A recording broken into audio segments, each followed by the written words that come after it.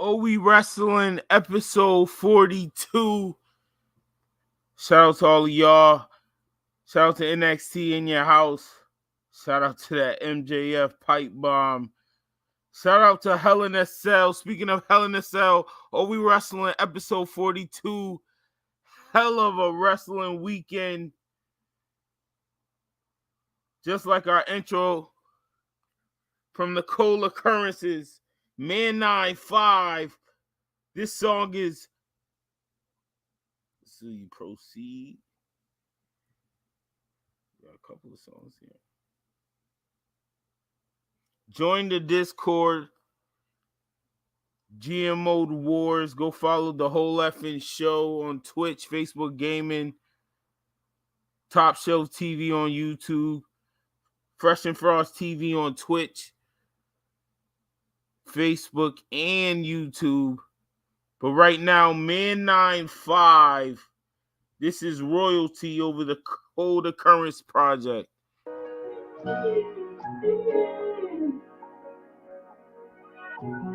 Like, follow, share, subscribe, tell a friend to join the trend.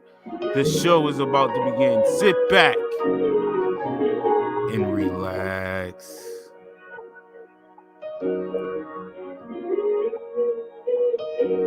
I appreciate the patience. I've been living life in the matrix, trying to make it. Making sure my soul's never vacant, thinking pictures. Now I gotta make a song to paint it, mind racing.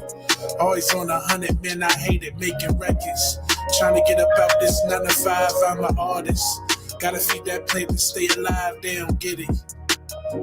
They think I'm crazy, but a yearly race vacation time just really don't amaze me. Is your habit? That's what I be asking myself. I can talk to God, but I ain't never asked for no wealth.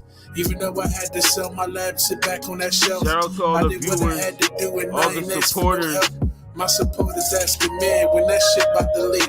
Shout out to Get Your Bars Off podcast, Conscious Thoughts I was told for podcast, it to happen Conversation from at your the mouth, Shop you must speak. podcast. Let it come into fruition. Who would I be not to listen? Yeah. So when I heard a jewel, I ain't never turned it down. I never wore a hat. On my head it was a crown. It's royalty. Royalty. When I heard a jewel, I ain't never turned it down. I never wore a hat. On my head it was a crown. I been trying to make it happen. Maybe I ain't trying to do it rapping, but I figure that's the quickest way to grab them. Maybe I've been slacking. I ain't trying to be no never was, but I know I ain't gonna never be no has-been. That ain't in my future. Spark Once up I that get a dank foot in, I'm tone gonna with stay you, there. comments Tell that below. echelon, I'm on my way there. WWE Wrestling I've been $1 podcast, short for episode so many years. 42. Them days gone. They be foolish to assume that I'ma play fair. Recognizing what the game got to offer and what I offer it. Taking all this criticism, cause that's a part of it. Haters wanna see you lose. Getting targeted. These silly rappers buying views. That shitty marketing. So my baby girl, she hit me on that radio. Pointing to that TV top, brother, there he go. Daddy never been no liar. These regal words spoken by his sire. It's royalty. Yeah. So when I heard a jewel, I ain't never turned it down. I never wore a hat. On my head it was a crown. It's royalty. Shout out Man 9-5 with this track, Royalty. We Wrestling coming down to the ring today to Royalty by Man 9-5.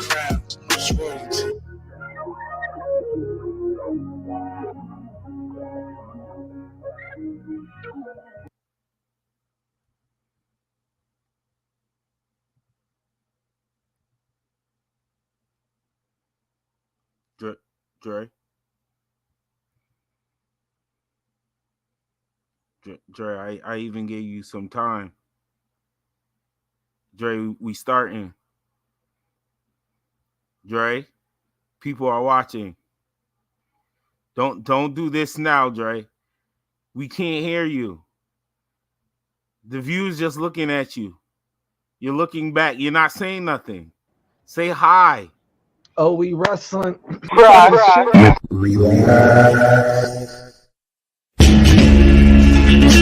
Swirling match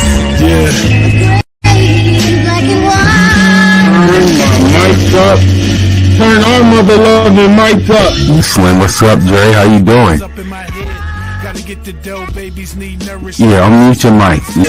Hunger Games up in my head. Gotta get the dough, babies need. He's gotta go in fifth. Virgil. All right.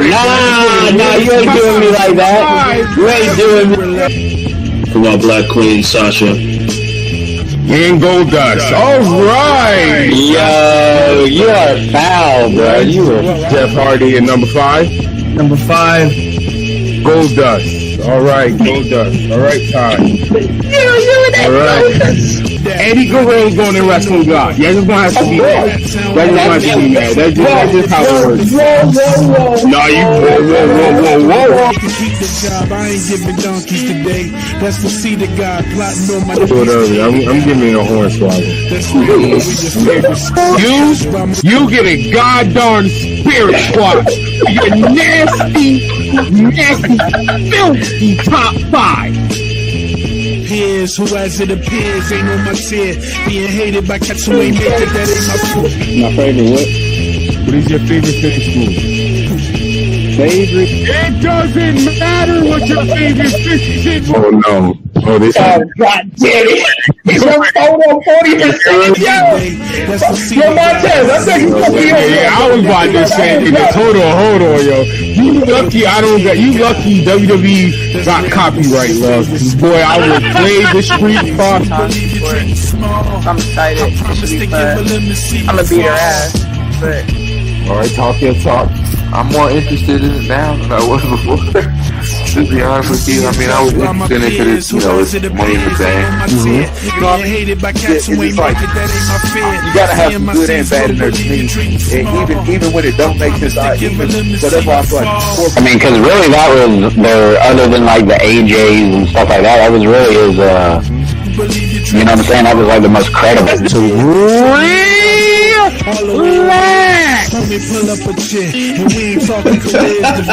Hey, it goes right over my face too perfectly. That is funny. I tried. I swear. Yo, listen. I tried. Stop. Let it happen. I'm gonna need you to relax. Wow, dog. It's like you knew where I was gonna be on the screen. Relax. Yeah, I'm good on that.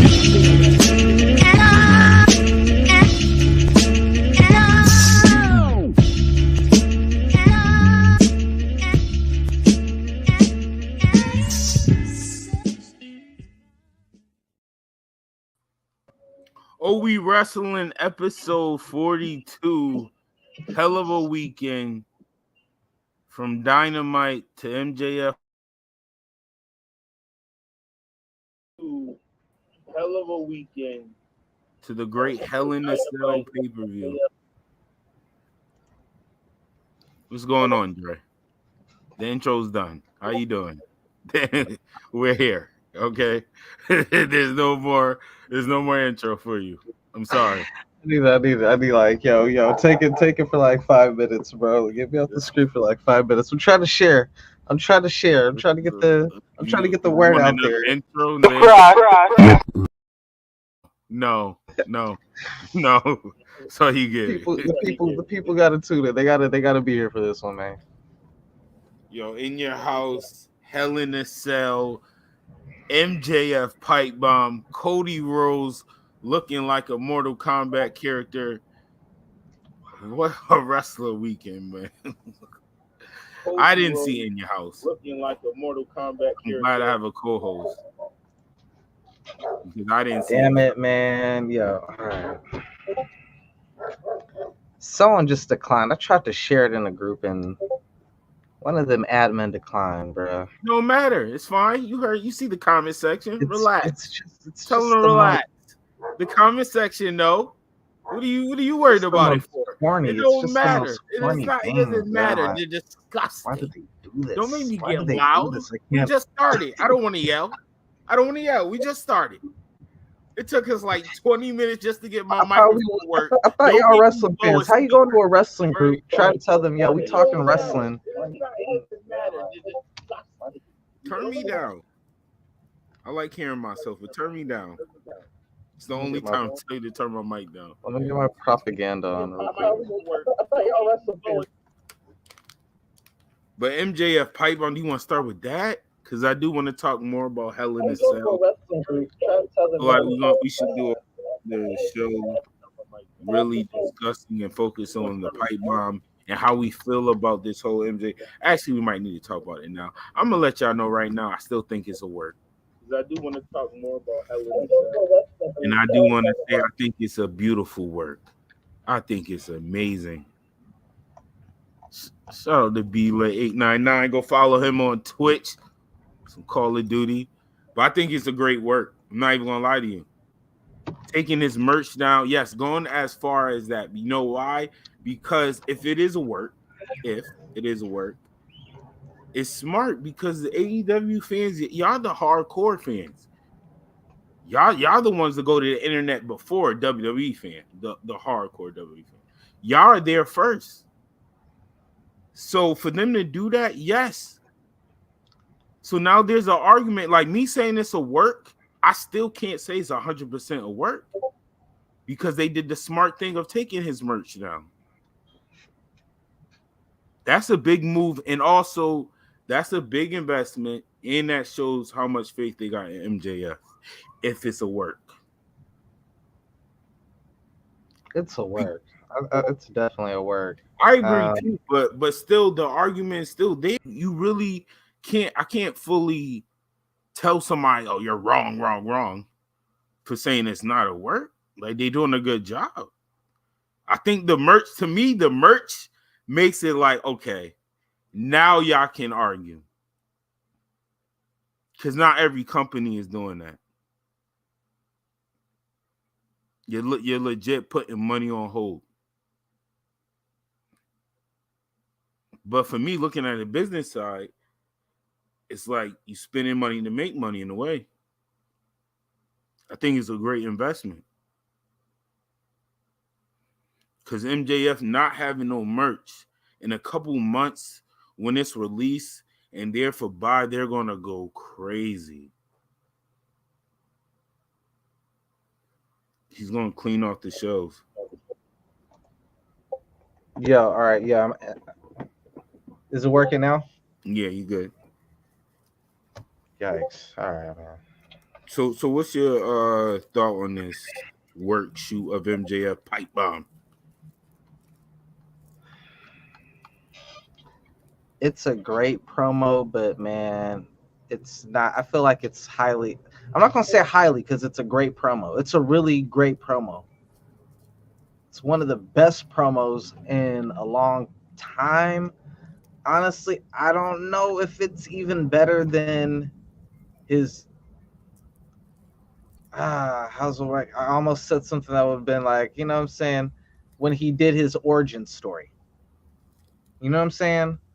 When he did the origin story, which kind of explained why he's the little despicable punk, I kind of preferred that one a little bit, or just about the same. I feel like it's just about on that same level, maybe even a little bit better. I could be wrong. This one got better. The only reason I got better because of the story that could be involved in this.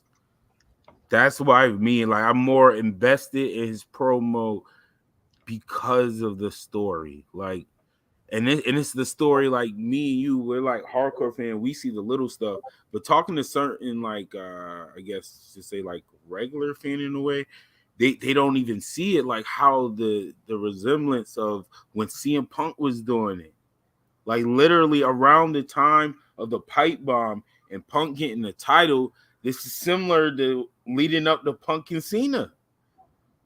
Like literally, it's just a similar path. Like go back and look at it. Even from how Punk was complaining about, like when Punk was complaining about newcomers doing basically what Punk just did.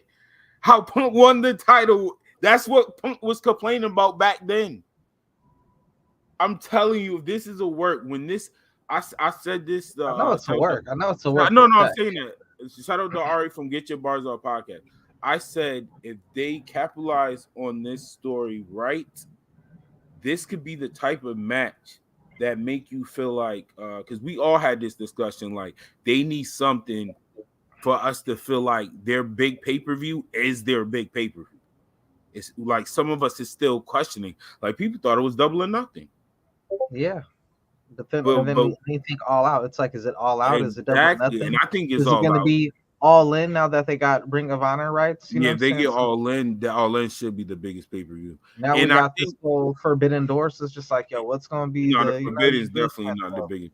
But I see what you're saying. But it's like that match to me would, for your main event, it would have been if they didn't lose Punk. Not to cut you off, because what were we talking about during Double or Nothing weekend? We're like, bruh, I kind of want to just get to Forbidden Door. Like, you remember that? Like, so like it kind of overshadowed. But this is what I'm saying though, because this match, I'm saying if it capitalizes off the story, maybe we booking. I low key think just how Punk and Cena happened. I think MJF is going to get that title before Punk returns, and it's going to lead to that. And if that happens, the reason why I'm saying this, with the story, especially with the star you building, with the star that's already a superstar, it's like this match can make your pay-per-view like, all right, this is the pay-per-view.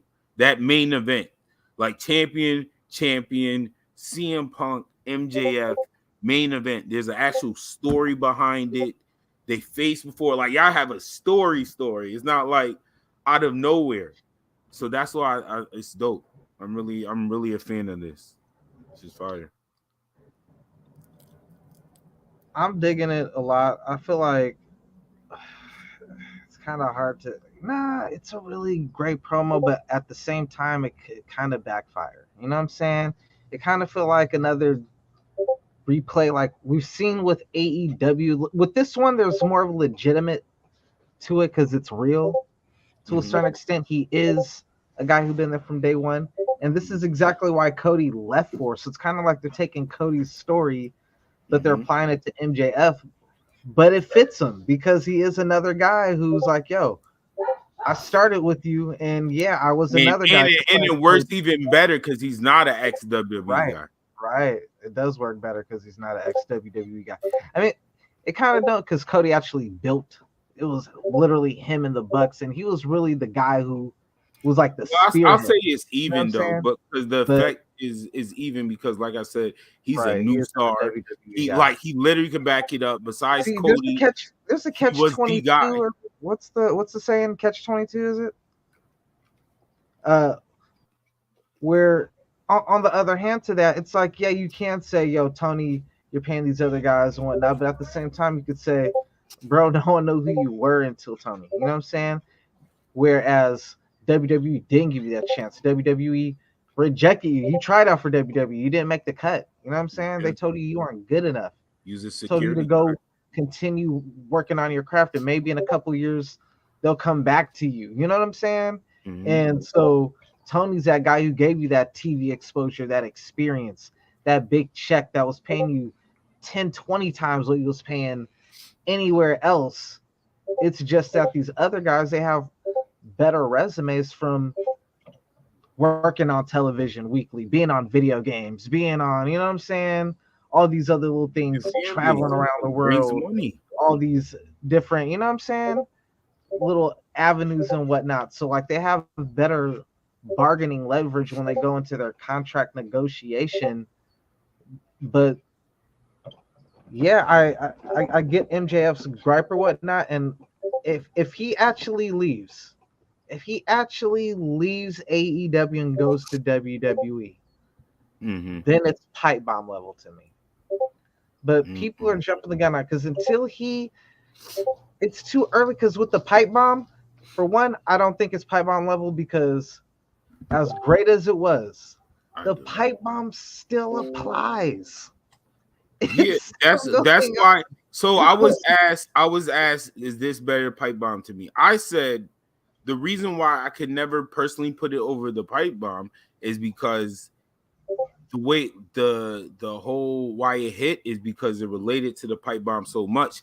And like I said, Me looking at it as a long-term story, it has something to do with like the Punk story. So if any, the most I would say is even level, but I'm not saying it's better than CM Punk Pipe Bomb, but it was very good. We're not going to do that. It was great. He literally did a promo, like, you know, I like it. pay attention to the little shit. Like, he did a promo where you was booed and you was damn near cheered out the building the time you was done. Like, you got to appreciate that. MJF is very skilled. MJF is the future. MJF is now. I'm not even going to lie to you.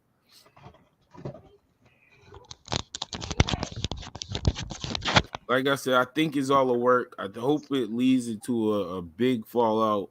If he leaves, booking. Bro, it's the greatest. If he leaves and goes to WWE, it might outdo Cody. It's top 3. It might outdo Cody leaving, as in leaving wise, not what Cody doing now, but if just leaving. That's huge for that's different. That's different. That's huge for WWE because that's literally a AEW guy. That's a pillar. Yeah, that's a. Cody. Nah, come on, don't do that. Cody still got a long, good history in WWE. He actually came up from WWE, but that's what I'm saying.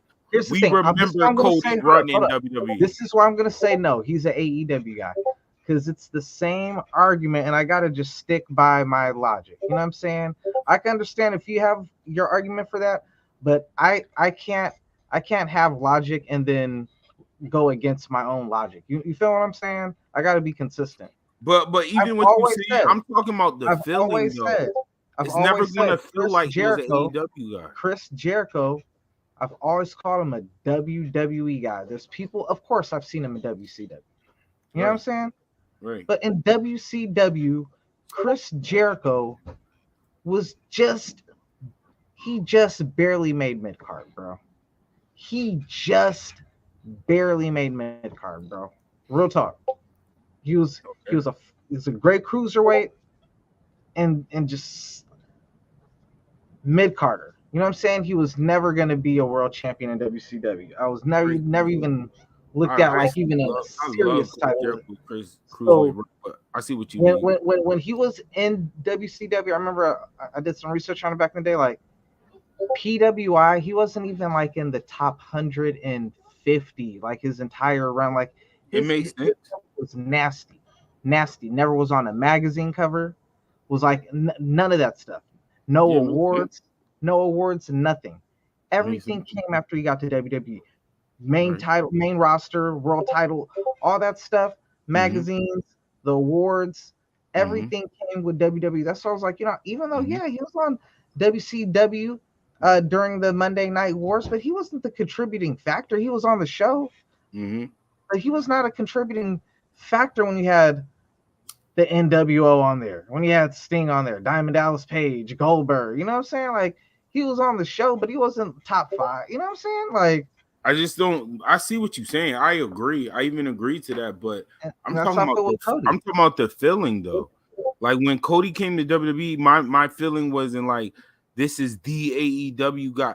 Like if MJF comes to WWE, I'm going to think this is a AEW original. Like it's all right. I give you Cody is original.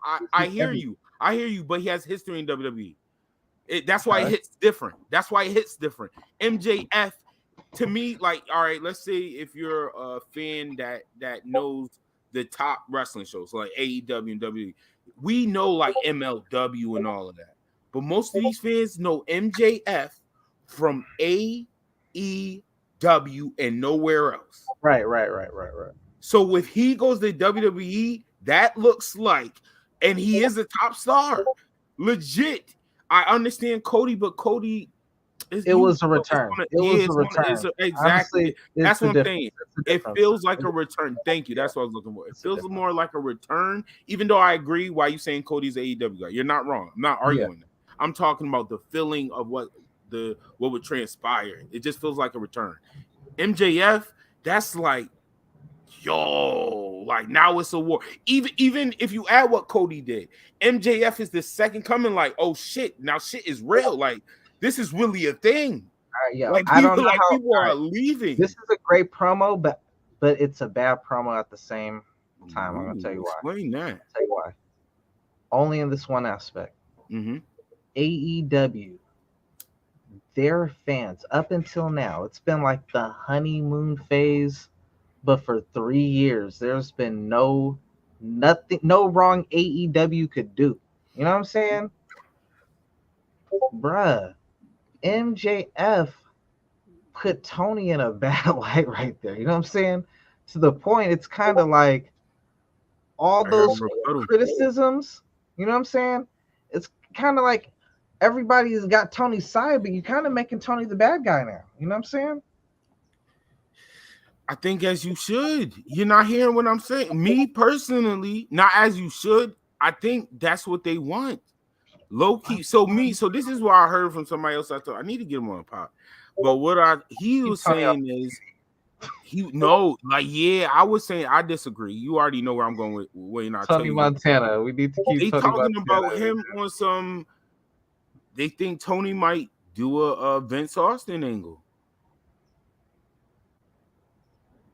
Tony ain't built like Vince, man. That's what I said. First of all, that's what I said. But my thing is, going off of what you said, listen to my whole prediction. It's back to CM Punk. You know what? Like Tony might just do a line and who knows? He might be able to do whatever. Is targeting Tony and he's looking at bad. That's just turning MJF into a baby face. Like Tony don't come on cam, so it's not. It really isn't putting him in a bad spot. To be real with you, it's not. If he treat the wrestling show of not showing his face how he is, it doesn't put him in a bad spot. And especially if only MJF is the one that's really doing that. Also kind of put that. I mean, it kind of wonder like who did this all get ran by, because it kind of also like for that, like he said, all friend wrestling, like it kind of switches the environment up in the locker room. You know what I'm saying? But it kind of makes you question what is the environment really like in that locker room, because it's always been kind of, you know, everybody thinks it's all friend wrestling or whatever. We already saw the breakup between Cody and the Bucks and Omega. We've already seen Big Swole and her issues, and you know what I'm saying? And you start thinking more about, you see Colt Cabana there, and he ain't been on TV since Punk been up over there. You know, you see Jay Lethal, he ain't been on the whole pay-per-view, and you think about his whole thing with Punk. It's just like, dang, is everybody who Punk got a problem with, they're not on, you know what I'm saying? Like, yo, everything you saying, like, I gotta give AEW credit, bro. I think this is part of their story. I think they actually want this. Because even that promo, this is why I love the promo, and I'm gonna keep saying it. My biggest thing that I grasp from the promo, if I'm a businessman or a wrestler owner, the thing I love where, let's say we're talking, this behind the scenes was like, we're thinking about going as far as like removing the merch and all that. I'm like, you kind of wilding. But after I saw that promo, I'm like, yo, let's try it. Because he did the one thing that's beautiful. He literally started off getting booed. The time that man left that ring, they was cheering for him bananas.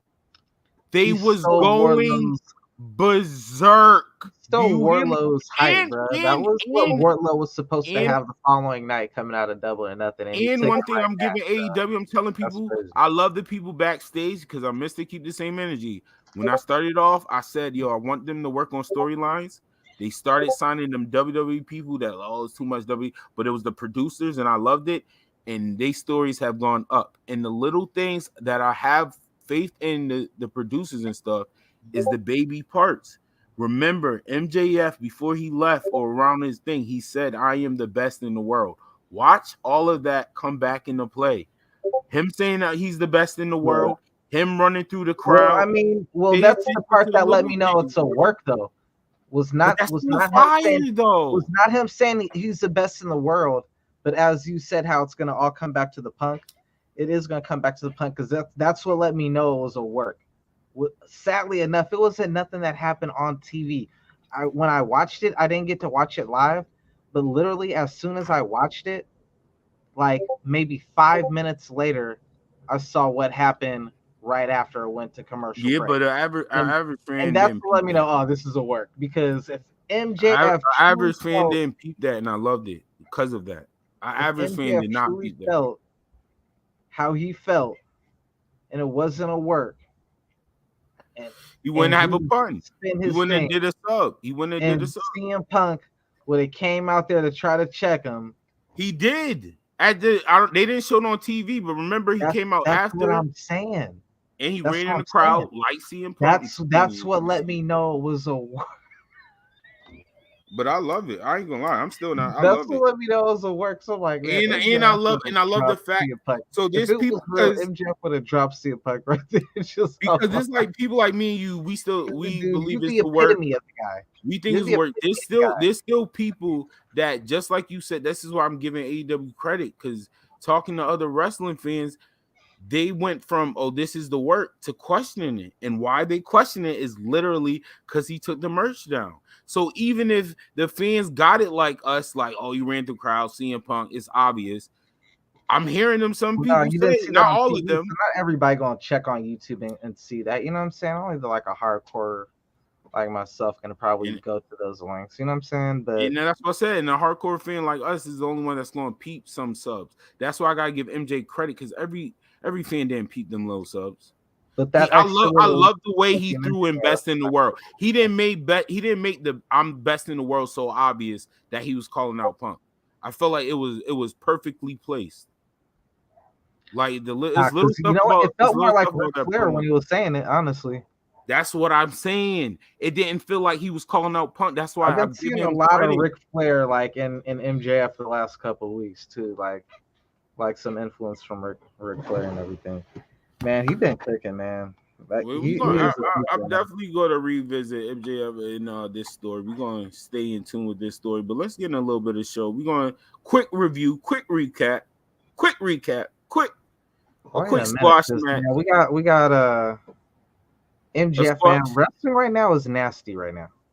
Because with the storyline with MJF, he's supposedly written off TV for the supposed future until something big comes up, and then he's gonna pop up. I think he's gonna run into matches. But that means he's gonna be gone for a minute. I think he needs to be off TV for a minute. If he comes back the next week, then no. I say like a month, solid month. I'd give him like a big event for him to show back up, to get like a real big, like a jam-packed crowd, not your normal television show crowd, but like Forbidden Door would be good. I'm not gonna lie. Forbidden Door would be good. He don't even really he hate the New Japan thing. He don't even want to be part of it. That's what that was one of the parts that I really liked about his thing too, man. He be ripping New Japan, bro. I'm telling you, this is perfect. But with MJF gone, you got Roman Reigns on WWE gone. You got CM Punk injured.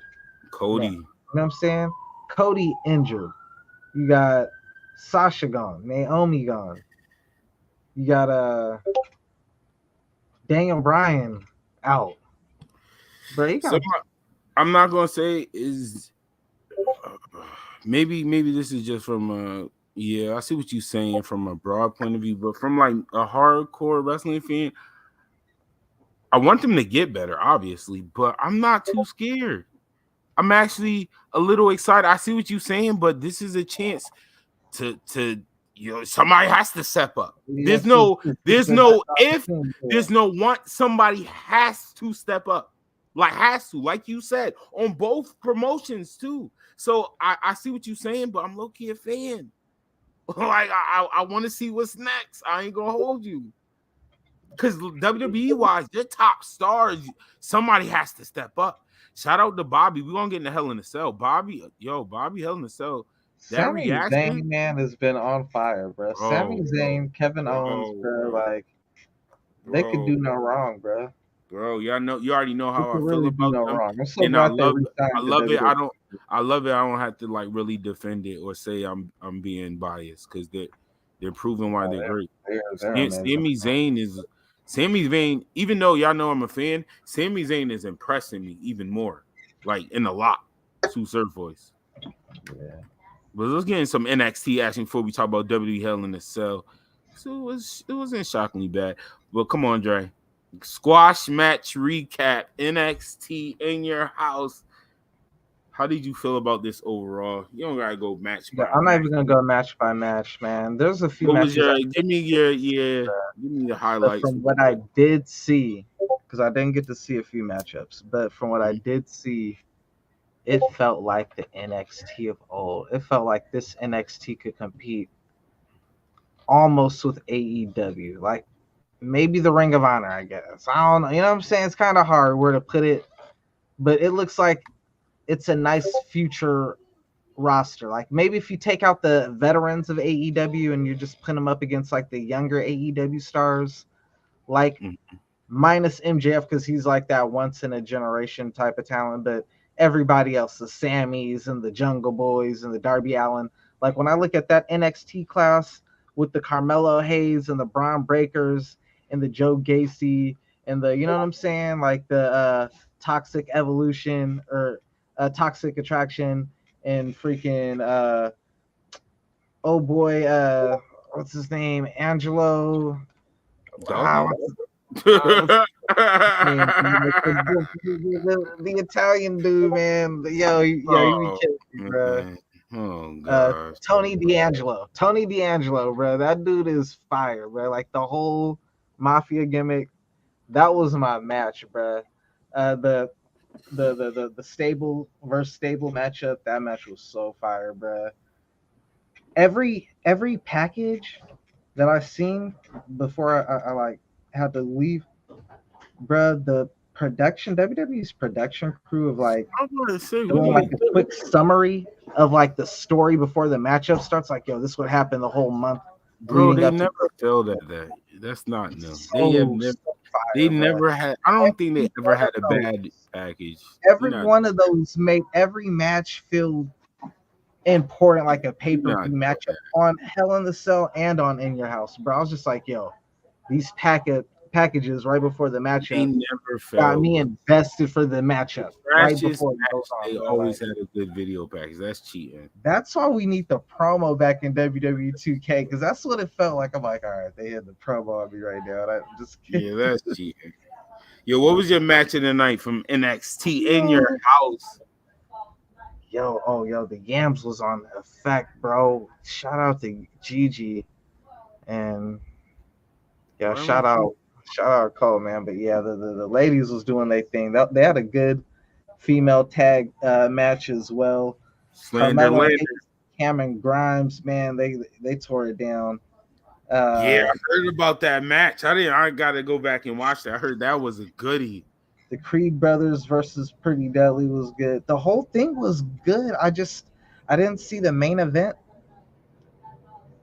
I forgot what happened, but something happened and I had to leave and miss the main event. But everything else was solid, bro. It felt like an old NXT. It made me ask, is Triple H did Triple H put this together or something? Because that's what it felt like. Yo, I'm glad like Mandy Rose is a great influence on the backstage and all that. She support the younger talent. That's cute. That's cool. I love it. But when it comes on my TV, bro, she is absolutely trash, yo. I mean, she is mother. Guys, relax.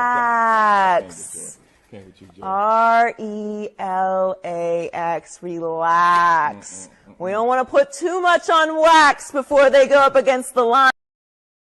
Man, we're not gonna do that to our black queens, man. We're not about to do that, Mandy. We got you. You said what? That's our black queens right there. That's one of our black queens. Mandy is black. Who's one of our black queens? You ain't get the memo? You ain't been seeing the memes, bro? That tan, she black. That tan. She got that. She tried so hard to be brown. We just go like, all right, you fine. Yeah, you look black. Yeah. Now we see the.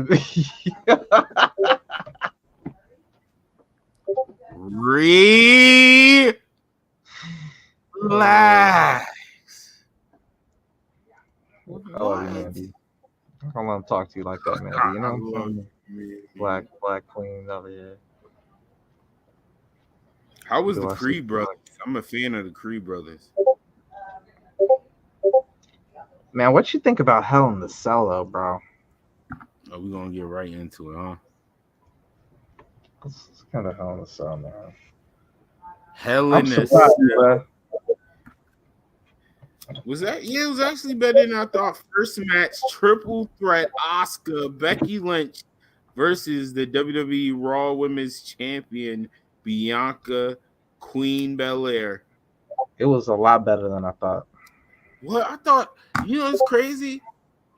I'm hearing a lot of people say that. Maybe I had too much high hopes. I was not excited for this pay-per-view at all, but watching this match I was excited for. I kept telling you that. I'm excited for this match, not the pay-per-view. I was excited for this match. And it started off first. Yeah, they cooked, man. I didn't expect nothing less, though. You know what I'm saying? You got Asuka up in there. Y'all know I give major points when y'all have a wrestling match that has like storytelling in it. I loved it. I love the ending too. Y'all know how I feel about Asuka, but I love the ending. That's how it was supposed to. Yeah, that's how it was supposed to end. Number 2. I like the storyline of I did what you did. Like I like that. Yeah, it had the second best women's wrestler in all of professional wrestling, Asuka, in it. So, I knew it was going to be a good match just because of that. You know what I'm saying? The first, why are you doing this? You did that on purpose. Relax yourself, bro. No. Relax yourself, bro. Relax yourself, bro. You know who the first is. She can't even get on TV. She can't even get on TV. Been on the Mandalorian. The only one who's related. Where is she? Where is she? Where is she? The only Where one is hello?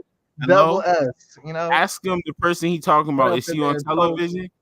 Is she on television? Getting titles stripped away. The real pipe bomb. The real pipe bomb will not be televised. She don't do that little fake work like MJF. She do the real pipe bomb. No, Vince, I ain't working. Oscar would never change the show. Change the show. MJF thought about it. He got and guess what happened guess what happened? They didn't waste no time replacing her with Oscar. Paid for a Oscar. And Oscar. The fall. They say, you know what, Oscar. The boss don't lay down for nobody like Shawn Michaels. The boss don't win. Let's not talk about that. Let's not talk about that. I'm not with it. All right. Let's talk about the WrestleMania and whatnot. Let's not do this. Let's not do this. They did Oscar so dirty. They had Oscar come back just to be the fall. They did not do her dirty. Oscar showed out. Oscar been winning. It was a great match. Just because somebody lost. I'm happy Bianca won, so I'm not even mad. I'm not even mad about it. And the story made sense. I'm actually okay with seeing the like one more fallout match between Bianca and Becky. The last blow, the final match. Should have been Hell in a Cell though, but good man. I'm good off these rematches.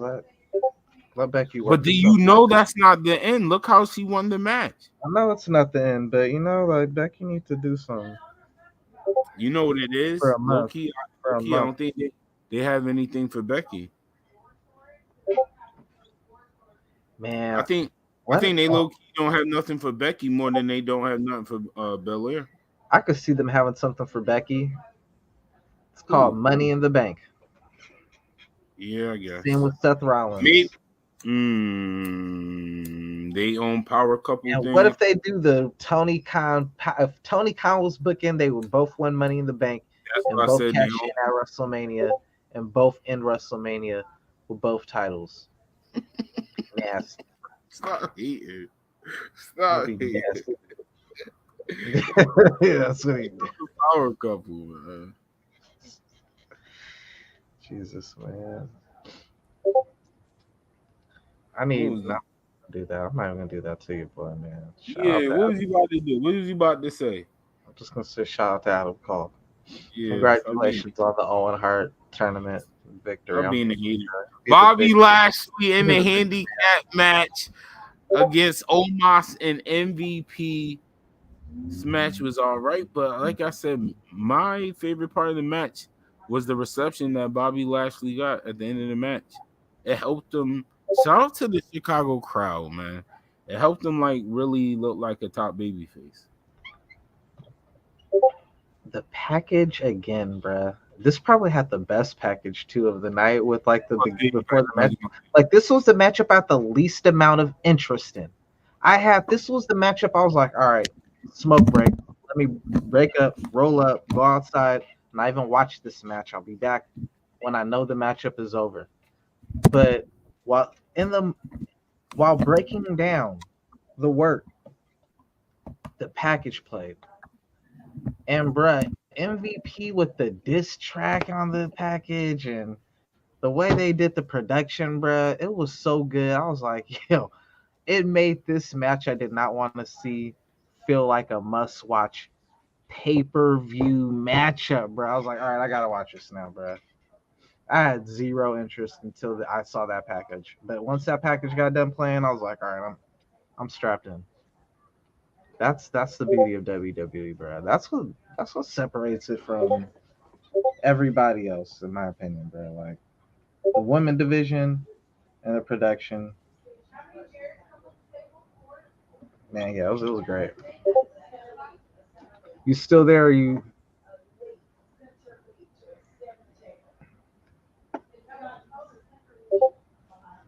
Yeah, man. Bobby Lashley, though, the only thing I'm a little bit shocked at is he won a handicap match. You know, like that's kind of like the bad guy's matchup to win, but I guess in him winning, that is a good thing. I don't know where Frost went. How you going? I'm weak, man. How is the main host of the show gonna just? You see what they put me through on the show, y'all? All right, I'm gonna try to hold it down by myself up over here. Next matchup on the card after the Bobby Lashley and versus Omos and MVP was Ezekiel versus Kevin Owens, man. And yo, this has been like one of those funny scenarios that's been going on with Kevin Owens and like the whole Ezekiel and like, oh, you're Elias's brother. Again, another package before everything aired, man. Glad that Kevin Owens, him and Sami Zayn, it's like they are able to make themselves like stay relevant and stay in a like make anything feel important. Their program always feel important, and you could tell like they put a lot into making their segments special. And Kevin Owens, once again, I'm loving what he's doing with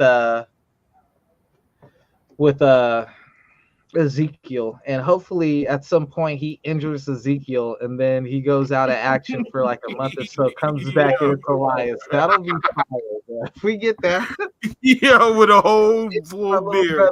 Oh yeah, that'll be so hilarious, bro. Like, but he ain't gonna obviously have his full mustache. Like, yo, bro, like you're Ezekiel, and then he's gonna be like, you're Ezekiel, and he's like, no, I'm Elias. It's gonna be the reverse. That'll be so funny, bro. Like, because this whole time he's going, you're Elias. But by the time he starts saying he's Elias, Kevin Owens is gonna be going, no, you're Ezekiel. That one's gonna be. I love it. I love it. I'll see where they're going with that. I hope that's where they're going with that. And they're giving something Kevin Owens to do, so I'm not mad at that. And I'm liking how Kevin Owens is continuing the stutter. Like you pretty much got the nod at this point. You just had Stone Cold's possibly last match. He knows he's good. He's good. And I'm a Kevin Owens fan. You don't see me complaining at all. My man's on TV.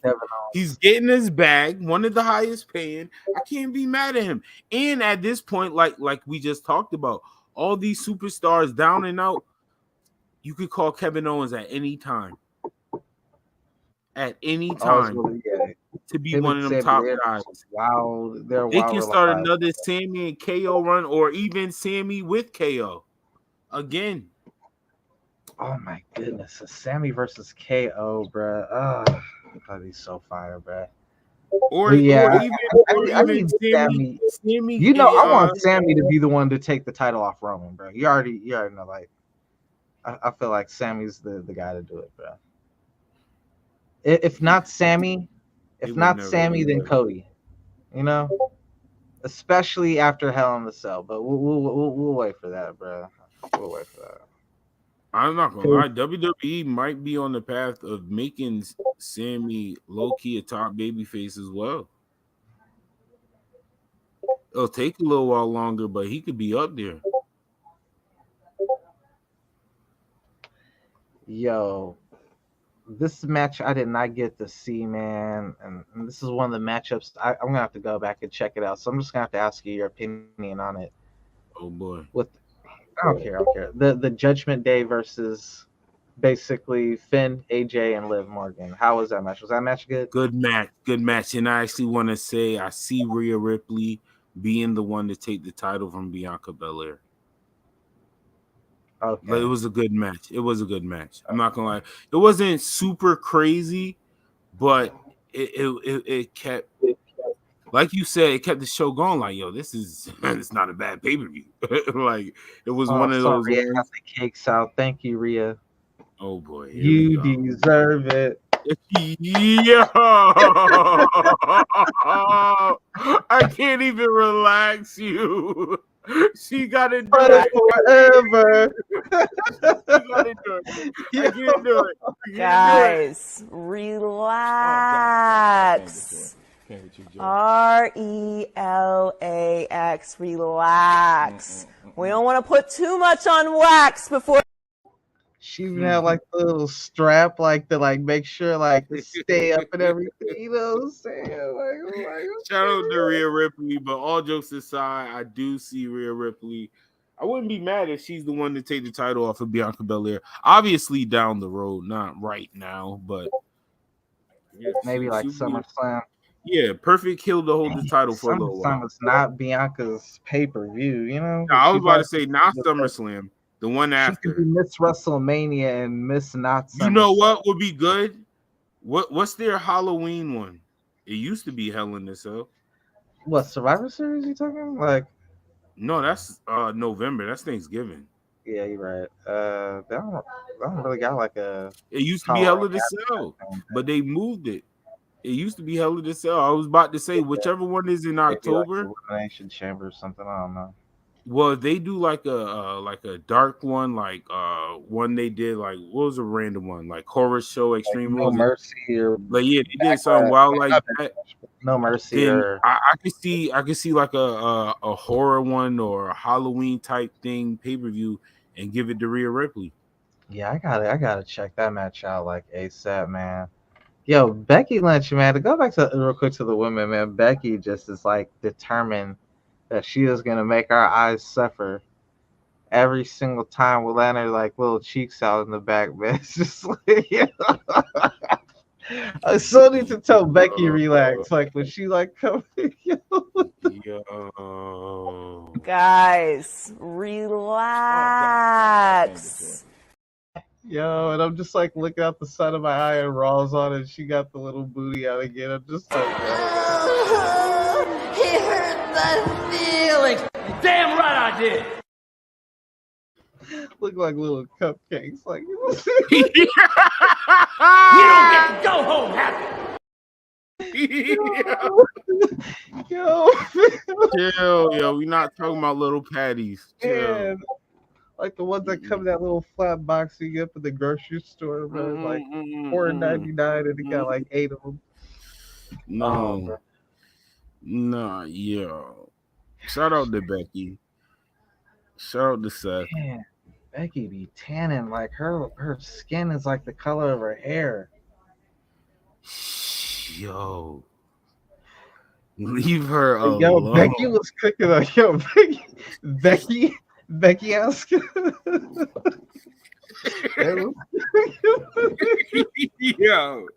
It was cooking.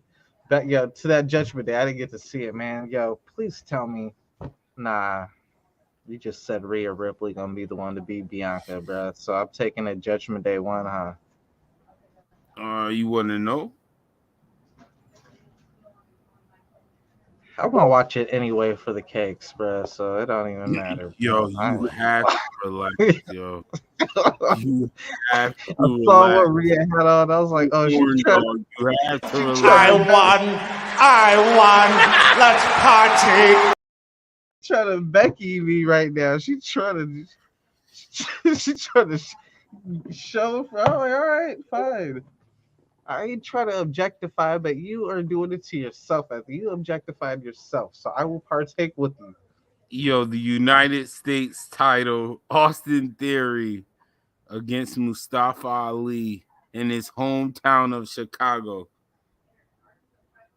Mustafa Ali. Yeah, someone said Mustafa Ali is wearing CM Punk's gear, and I had a nice chuckle out of that, bro. Like that's like the normal Chicago little, you know. Yeah, that's funny. But I get the joke. CM Punk got like a trademark behind him though. You know what I'm saying? He do rep the thars. Yo, that crowd was lit for Mustafa. They really wanted him to win too, bro. Like when he went to the top rope, they were crazy. Vince should have had your "you don't get to go home happy" like as soon as like the 3 was counted. Like You don't get to go home happy. Yo, that match was lit though, bro. That match was fire. Really, really good, bro. Like telling y'all, man, Vince is looking at Austin Theory as that guy. This to me was the one for Austin Theory for me, bro. Like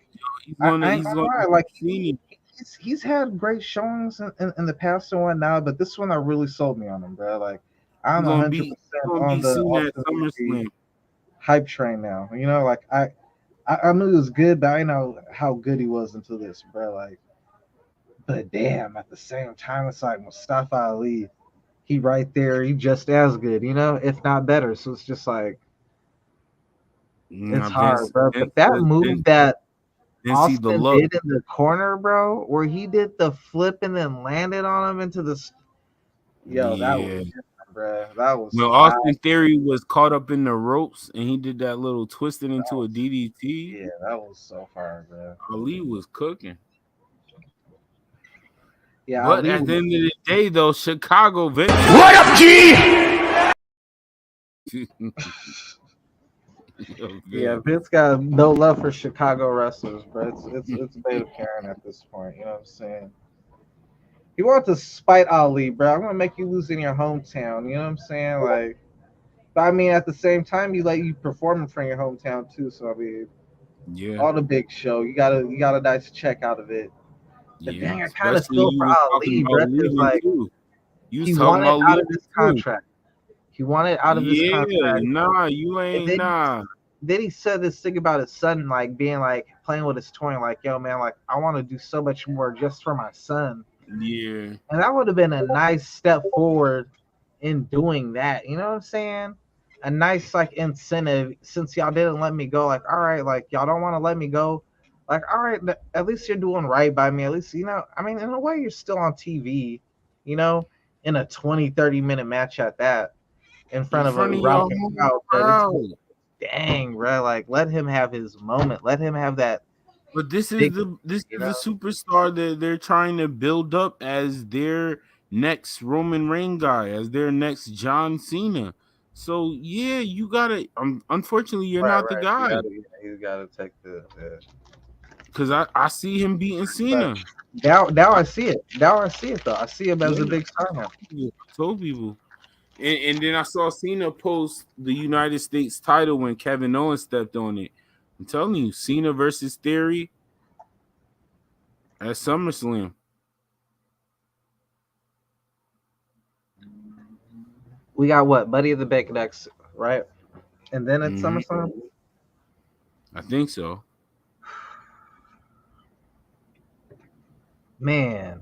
All right, I'm glad you didn't spoil that Cell match for me, man. I guess main event. Talk time. Madcap Moss versus main event. How was that? Main event time. Main event. Hold on. But the truth is, they saw in you what I see in you. You're nothing but a mid-carder. Whoa. I'm just saying. I guess. I'm being harsh. It was all right. You ain't got no love for Madcap. It was all right. That's his name, Madcap. Yeah, man. Yo, I get it. Yo, I get it. Chill. Yo, Madcap. Yeah, that doesn't work for the urban fans. That doesn't work for the urban fans. Not Madcap. Yo, everything in that. Mid! Every single thing in it is mid!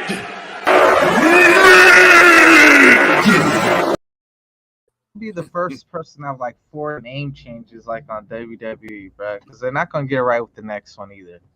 It went from Madcap Moss to Madcap.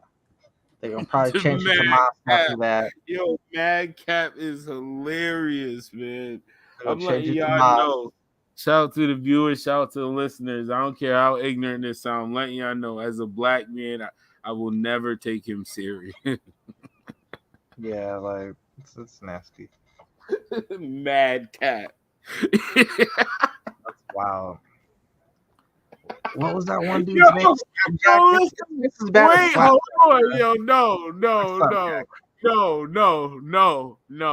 This is why I tell people. I'm gonna tell y'all, my viewers, as well.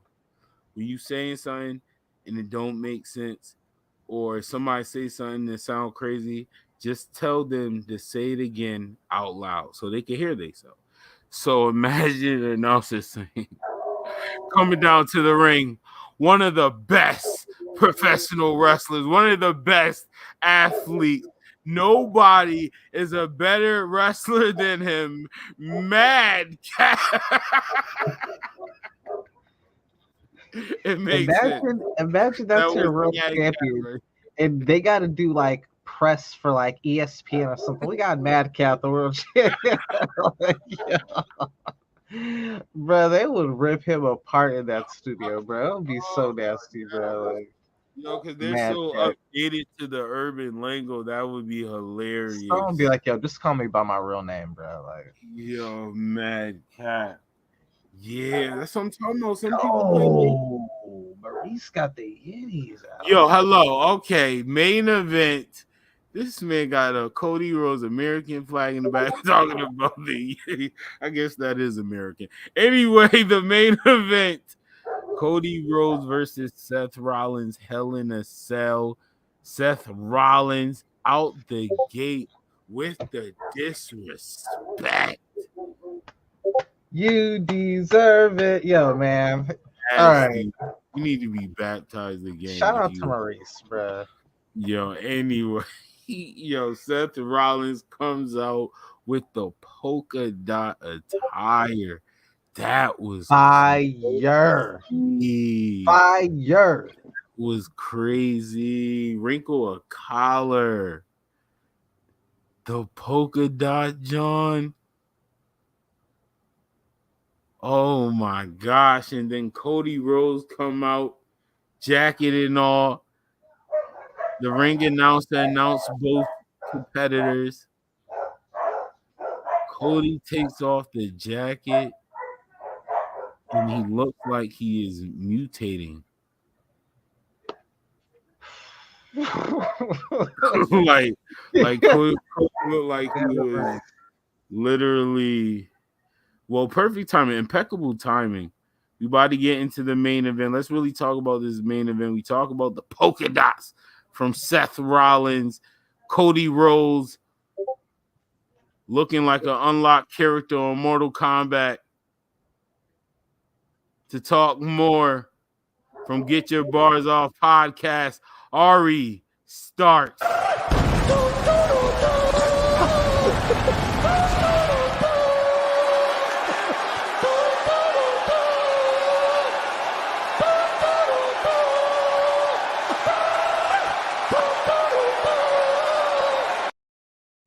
Yeah, that shit kills me every time, son. Real talk.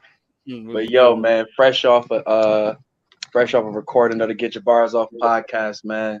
And kind of feel like I'm on my Seth Rollins polka dot shit, but we got flowers today, baby. But Yeah, man, we were just talking about Hell in a Cell ourselves, so I'm still fresh in the mind of that shit right now. So, man, what's the word, B? On the main event, actually, Seth Rollins and Cody Rhodes. We just talking about Seth Rollins coming out with the polka dots, the disrespect, the bar out the gate, grab a collar, That ass, B. The little walk, the little Dusty Rhodes strut. I was like, I love that this is his thing right now, because like even Los brought it up with the Shield situation with Roman. Like he's hitting little triggers with the outfits that he's wearing against his opponents, and now it's like before you were just eager to see what little different inspiration will be. Now it will be like he did the White Ranger, he did the White Walker, you know what I'm saying, the Night King, you know what I'm saying, so on and so forth, gold, all gold. Now these joints, I feel like they're just stinging. He put a little bit more emphasis in the thought. Yeah, Seth is going to be up there for maybe all-time best attire because, like you said, oh hell, it started off with the different White Range, all of that was Rey Mysterio type feel, like with the different attire, cosplay, all that. And now, like you say, in the transformation of targeting people, it's more of this generation Rick Rude style. Oh yeah. Yeah, you know, we was talking like, you know, another person who was, you know what I'm saying, influenced off that type of shit, Velveteen Dream, when he was doing that type of shit, just he got that from Rick Rude, yeah. Exactly. So it's great to see those type of things, but it's good with Seth. He's doing it in his own way. You know I love storytelling. Yeah. And that's the big thing that we brought up with Seth is his storytelling, which I think is like, it's a big thing for me that with this match, it solidified for him being in my top 3. And it just ranked him because I Moxley was in my number 3 spot. And I feel like this match for me, and it might have been this thought probably been already solidified for people before, but this match alone really solidified him being in my top 3. With you know what it Kenny, was? With Kenny, Danielson, and him. And why he's finally there is just seeing the safety and the care that he had in this match, along with the storytelling, the facial expressions, the acting, the intensity. Like it was so much stuff delivered, not just on Cody on his side too, but what, like we're talking about Seth, like even to the point where when Cody threw the cowbells at him, and he just had that facial confusion of like, yo, what the fuck, bro? Like cowbells, like you this Hell in a Cell match, like what are you doing? But he's looking at him like, nah. Oh, I know what time. Okay, you want to do this? Let's go. And it's like that whole little moment. It felt like I was watching it. It was like a little movie scene or something, but they sold it so well. And it's like when Will Ospreay talks about these WWE guys being actors, it has its pros and cons. And this is a pro because this is the reason why their entertainment factor of WWE is so high because they can bring you in with stuff like this when they got guys who can do it at the high level like this. You know what I'm saying? So shout out to Seth and what he did in this match, man. It was definitely telling. It separates him from a lot of other guys in the industry because I don't think a lot of guys would be able to keep Cody as safe. Just for the record, Will Ospreay, get over yourself, bro. Like, you already know what time it is with him over here. What you do is the exact same as what everybody else does, bro. If he's not the actor, he's the stunt double. If they an actor, then you an actor too, bro. Like straight up, you just not as good of an actor. Guys, I know, that's relax. RELAX, relax. We don't want to. Nah, fuck out of it. That's why that nigga stunt double. He wasn't good enough to be an actor.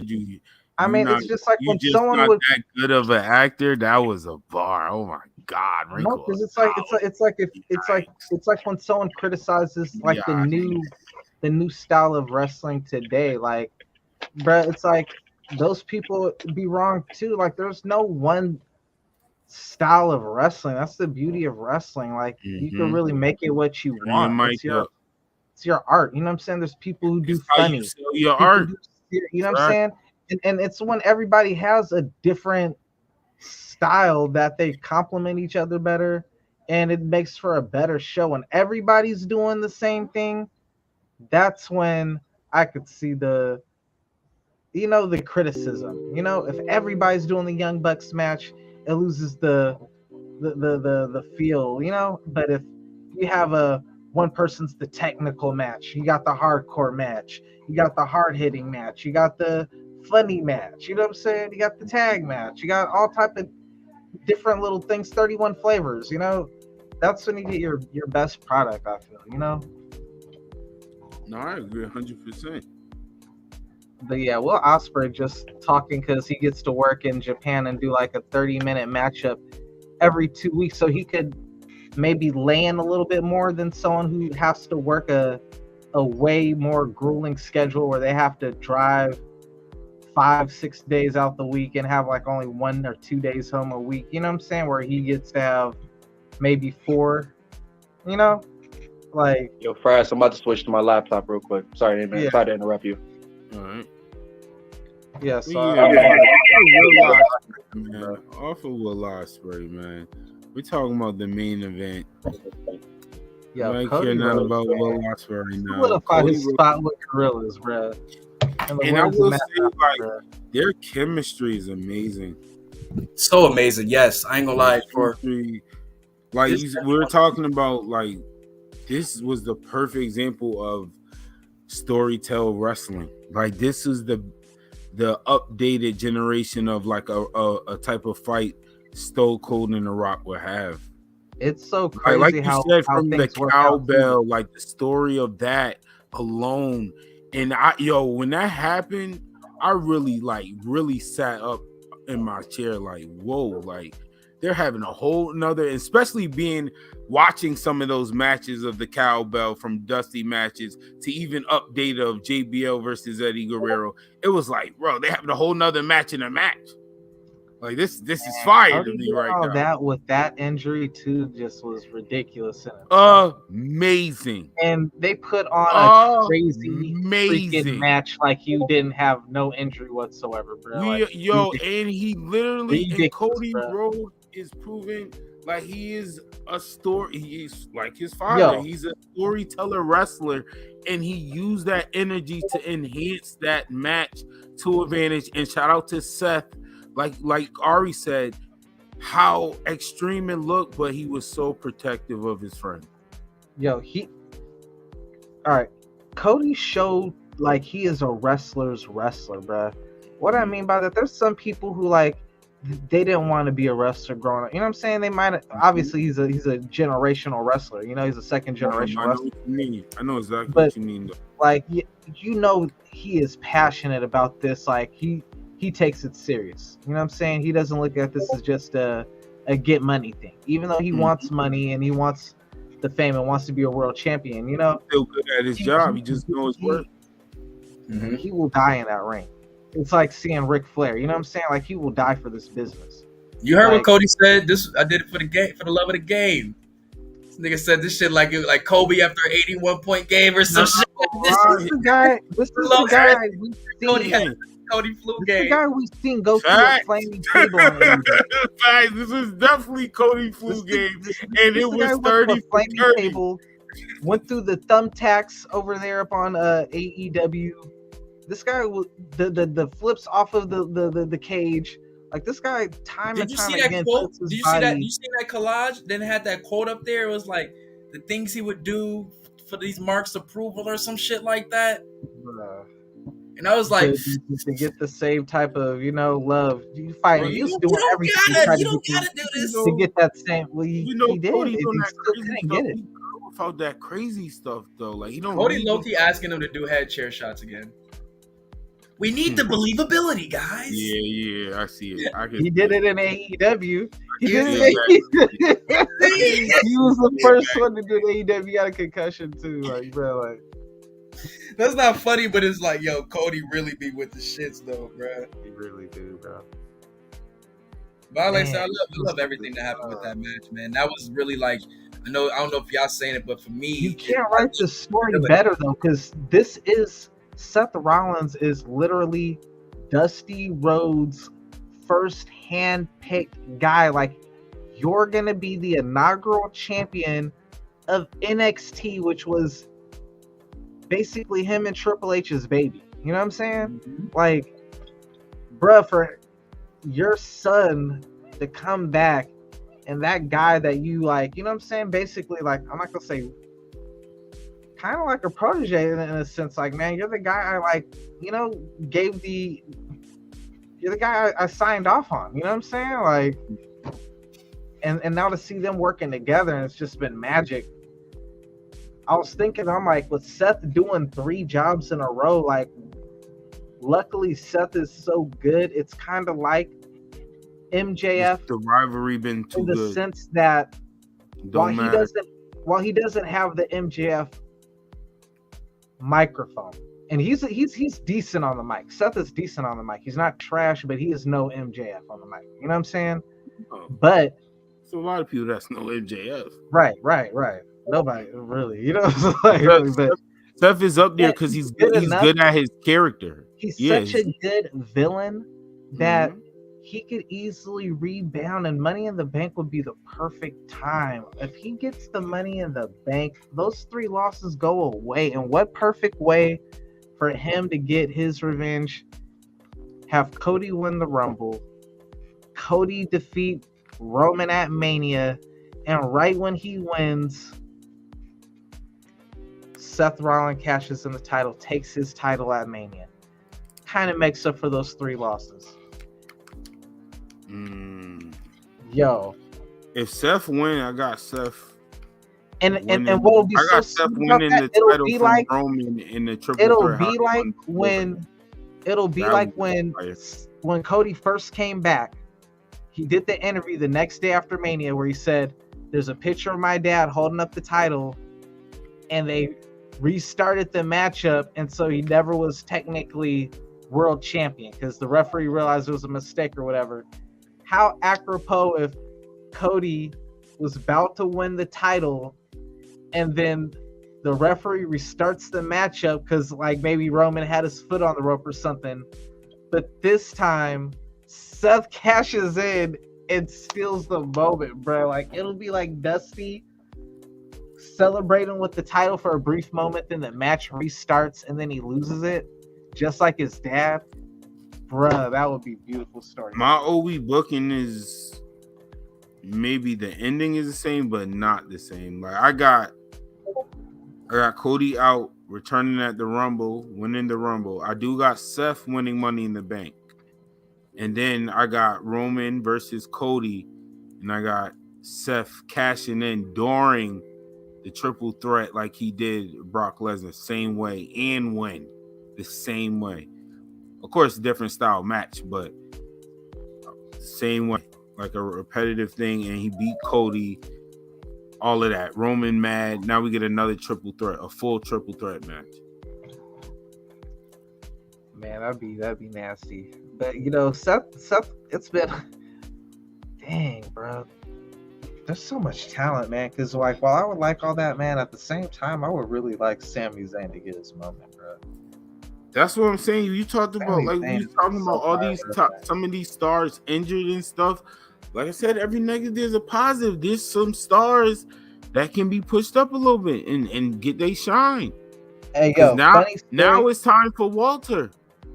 Or you know what's ironic? I feel bad for New Japan. They finally decide to work with AEW, and they think they're gonna get one of their stars against CM Punk and one of their stars against Bryan Danielson at the pay-per-view. And honestly, they probably wanted that more than even working with Kenny Omega again, bro. They wanted those 2 huge WWE superstars on their resumes, and they're both injured now. So now Kenny Omega's out too. So the 3 best wrestlers on that brand, the three highest profile superstars aren't even going to be on the pay-per-view, bro. Like, you're stuck working with. All right, now Adam Cole got to lead. You have Adam Cole has to lead. After that, you got Samoa Joe, Kyle O'Reilly. It ain't what they wanted. Don't do my boy Cole like that. The A side to like the B team, you know what I'm saying? Like, it went from the X-Men to like X Factor, man. I got like the second string team, and I go like, man. But so how did you feel about Cody winning though? Yo, all right. Like that's I'm three so glad times. we didn't get off the subject. I'm so glad we didn't get off the subject because there's something that needs to be addressed. We are not gonna let the pedigree become another signature maneuver, bro. That is a freaking finishing maneuver. Don't ever. I think that was part. I'm not mad at it. I don't. I'm actually not mad at it. I'm not mad at it. The only reason I'm not mad at it because it was them that use it in the story behind it. Like the whole Cody and Triple H, and then Seth basically you see how KO is finishing people with the stunner. If you gonna take somebody's that's like a problem I have like these new generation wrestlers too, bro. I don't like. I think that was part of the somebody's story. finisher and just do it to do it in the matchup, but you don't finish nobody with it. Stop doing it. You are doing that finisher an injustice, bro. Because a lot of times, 9 out of 10 times, the finisher that they do after using the renowned finisher is worse than the finisher that they make into a signature. Like, bro, like. But in this situation, make that your thing. You see how KO leveraged that to a match with Stone Cold? Make that your thing. I don't think in this match. I don't think it was that because if you and remember, what I liked about it too, if you remember at a point, Seth Rollins was doing the pedigree, and he was winning with it for a while. Exactly, that's what I'm saying. It's part of the story. But see, that's the perfect thing. He stopped doing it for a minute. He went back and got his own. But I'm saying the reason why the pedigree was involved is the story. Because so for a minute, since right before he left AEW, Cody started teasing doing the pedigree, but he would do it into a variation into like that pile driver instead. But he would always tease and be like, "Is he about to do the pedigree?" And then he'd lift him up and then do that little pile driver instead. This was the first time he finally said, "All right, you know what? I'm doing the pedigree." And he finally does it. And we're just like, yo, it's kind of like that move that kind of like, because him breaking the throne, Triple H, Seth's relationship, it's like a triangle. So it's just like, it makes sense on that end, but it would have been so perfect for him to be like, you know what? This is my new finisher. No, hell no. Hell no. Triple H is retired. Hell no. Seth did it. No, I don't want to see Cody do the pedigree. Ew, that's nasty. He did it, and it worked. Not for his finisher. He called out Triple H the whole time he was in AEW. And if Triple H wasn't injured to the point he can't wrestle anymore, that would be the match to make. Wrong with the Crossroads. That would be the match to make. Fire finisher, name, everything. No, Crossroads is fire. Yo, man, Cody, you gotta stop letting people take 3 Crossroads to be the people, dude. Like, it looks nice, but like, dang, bro, like, do it all the time. They can do the one-winged angel, bro. It's one and done. You know, people gotta protect their finishers more, man. People be letting people kick out their finishers way too much, bro. That's the era we in, though. Don't act like this is new. Like I said, that's why we give kicking out the finishers forever. What are you talking about? For the past 5 years? What about Mr. Omega? I said I will give Kenny Omega for as much as people say he don't. For as much as Cornette tried to bury Kenny Omega, how was Chad Gable in the when it comes to that finisher, bro? He gets it when it comes to that finisher. I don't care if you do 20 V triggers in a matchup. It's not. Hey, yo! I meant to tell you something too.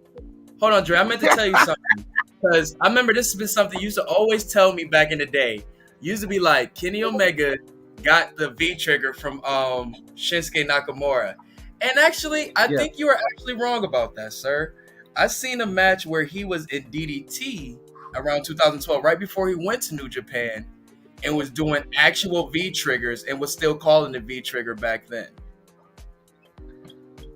If he was doing it, he was inspired by Shinsuke Nakamura. Shinsuke Nakamura stuff. I'm just he was inspired. Nakamura was the dude who said, "You know what? I'm gonna do a finisher with the knee. Like, what's the most devastating finisher I could come up with? You know what? I'm about to run at this dude full charge and just be the heck out of him, bro." Like, and that was kind of like the thing. I mean, you had variations of it too, like the turnbuckle, jump down and hit him from like the back, kind of how Kenny Omega does the the DDT. You know what I'm saying? To the back of the neck, which actually looks more vicious. The drop kick, the missile drop kick. Yeah, like Nakamura would do like trigger. If anything, Nakamura move is an aggressive shining wizard. Wow. I'll go there. Wow. There's variations, but I could see that for a couple of variations. Wow. Thank you. He deserved that. You're there. Relax. It's there. Ari Belzer.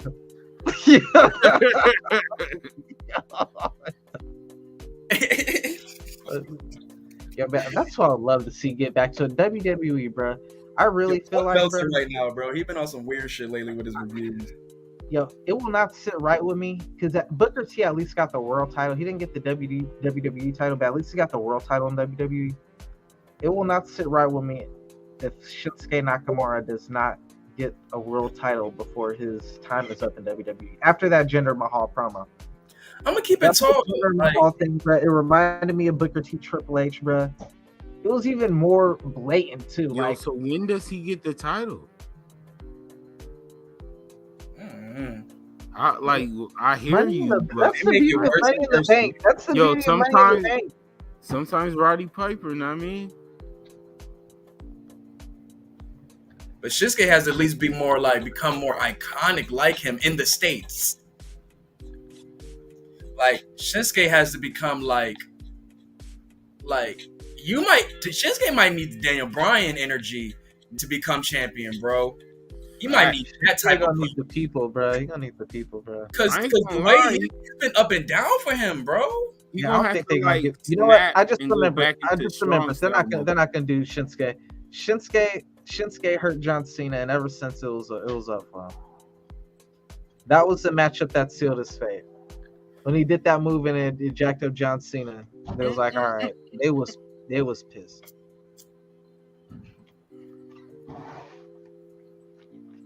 WWE for it's hilarious how like you can have a show that is consistently bad on a weekly basis, but then get to the pay-per-view and the packages are good and the pay-per-view's good. It's just like, it kind of almost makes you think that the show was good. I don't know if it's the 3 hours or if it just needs to be condensed. It was it ran through really smooth. It was a really good pay-per-view though. Both pay-per-views are good. Since I have you out here, you talked about so I do want to have a little quick game. I have y'all since I have you out here. So real quick, because I don't know if y'all talked about this.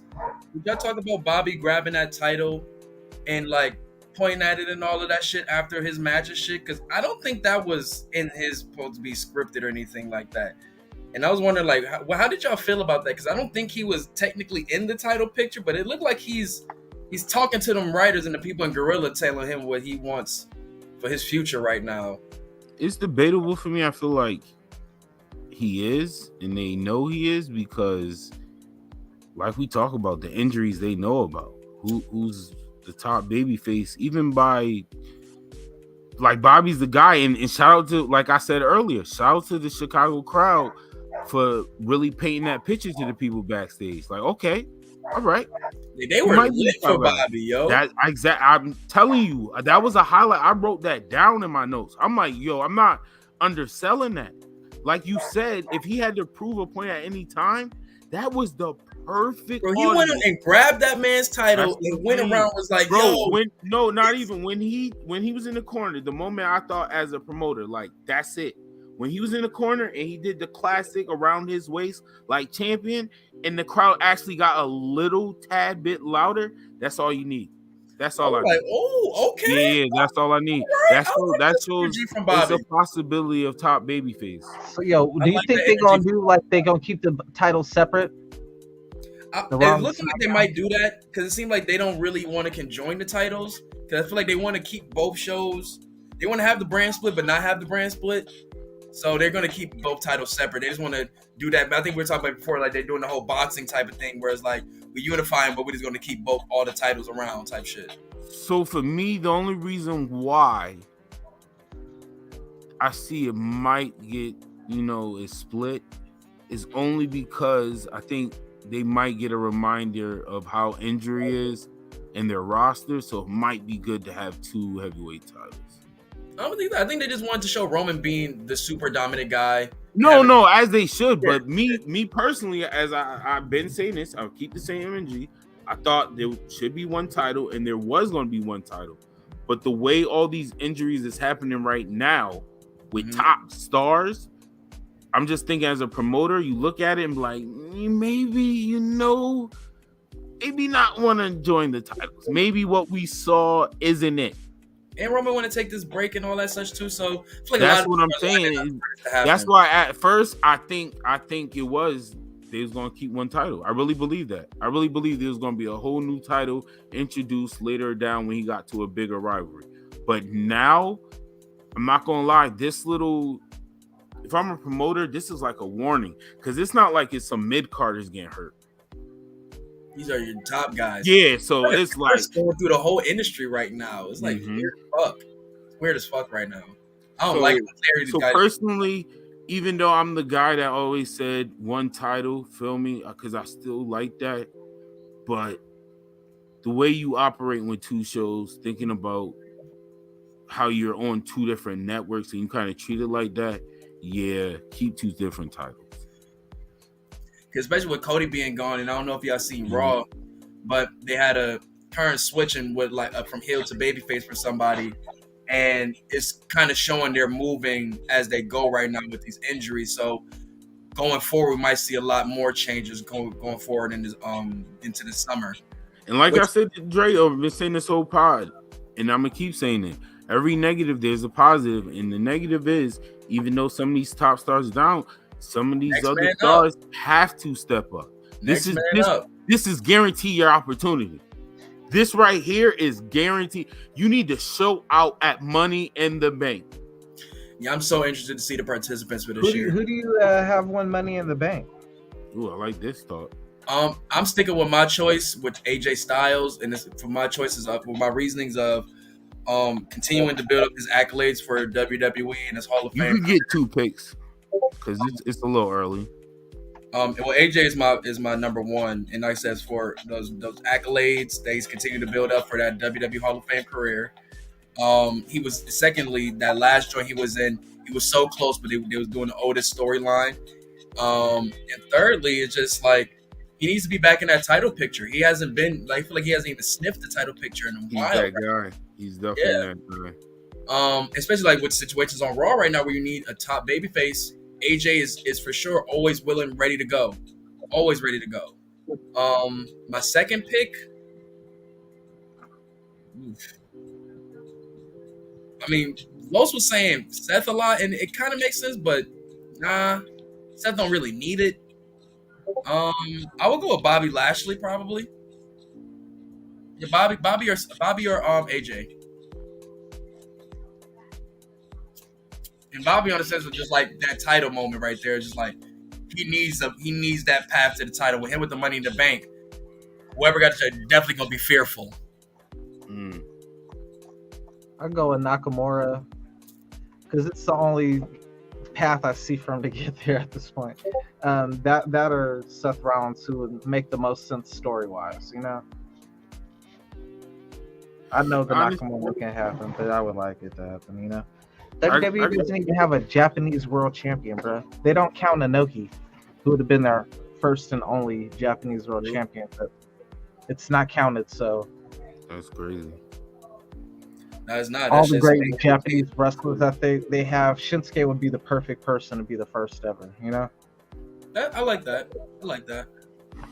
I kind of feel like they kind of missed their chance, but it's nothing. I feel like you can always kind of like get the ball rolling again, though. Shinsuke's always gonna be over to a certain extent. It's just really how you present him. If you give him some big people and give him some big wins, then he's ready for that serious Shinsuke moment. Like, give him with that Roman.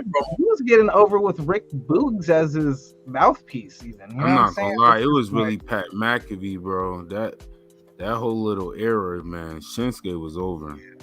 Like, I was there live for one of them events. That whole combination is different. I think he was. Really do get the crowd rocking like some Busta Rhymes. He was Bobby Roode glorious over, but not like Shinsuke, like you see how Shinsuke was when he was in that when he first got here. Mania.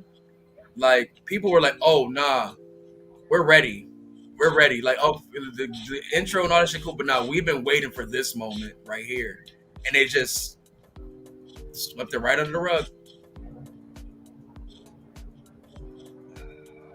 They be playing with Shinsuke, man. They did the opposite of what New Japan does to their gauging. You know what I'm saying? Once it gets to Wrestle Kingdom, you know, that's when all the Japanese superstars are about to show out. You know what I'm saying? That's when they get to win all the main rivalries for the main part.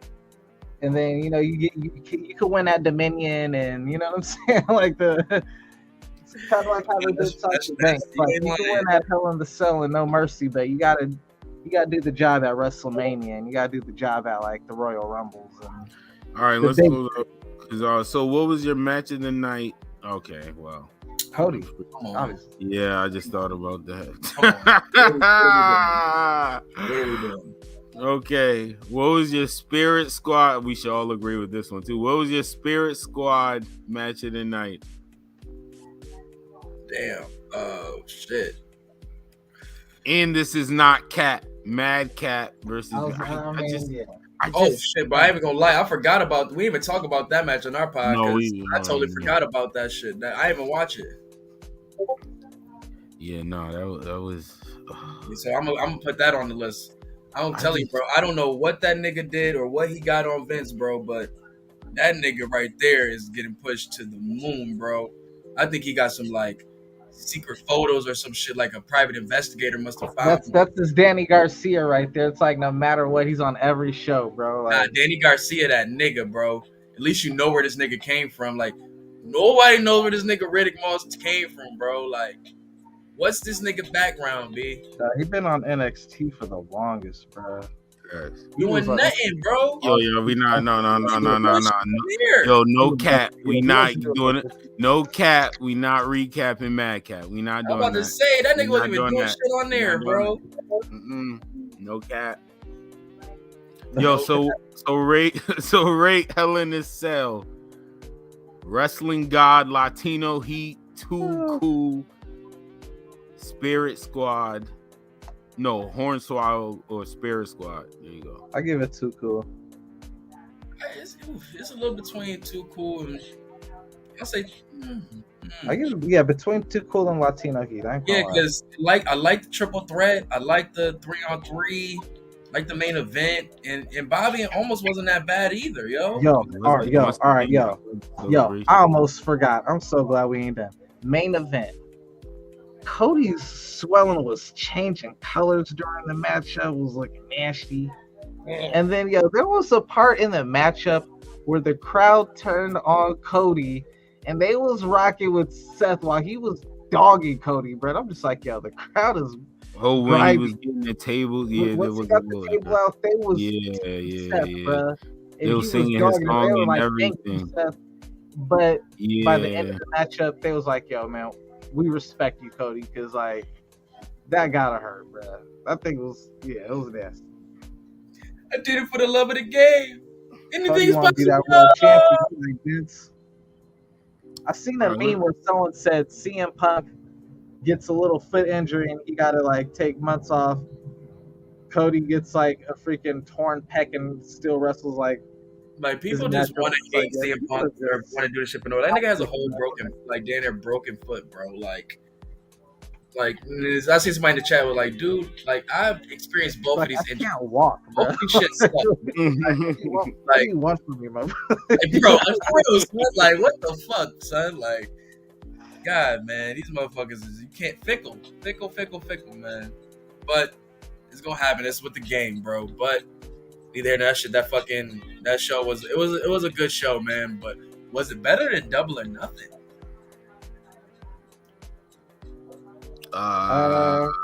Even. You know what? Double or Nothing wasn't super crazy. I ain't gonna lie. It might be like equal. I ain't gonna lie. Even. I'm gonna say even. I'm being real. I say even. The only reason why I say I might give Double or Nothing a slight. I don't That know. nothing That was story, 4 hours long. Nah, though. it was. He might edge. Low key might edge hella in the cell. I feel like they did less with more. We did more with less. Yeah, I'm gonna stick with even. I was gonna say I'm not mad at your answer. Nah, I don't got no argument. But I'm gonna say even. Because that Warlord was good. That story was real good for me. Of course, there was a lot of good in-ring matches, but that hell in the cell.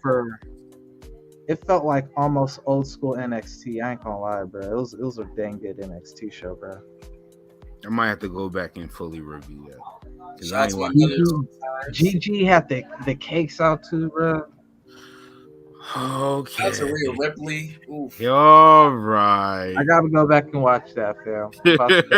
Shout out to Maurice, bro. Maurice came out on Monday Night Raw. If y'all ain't see Monday Night Raw tonight, go back and watch it.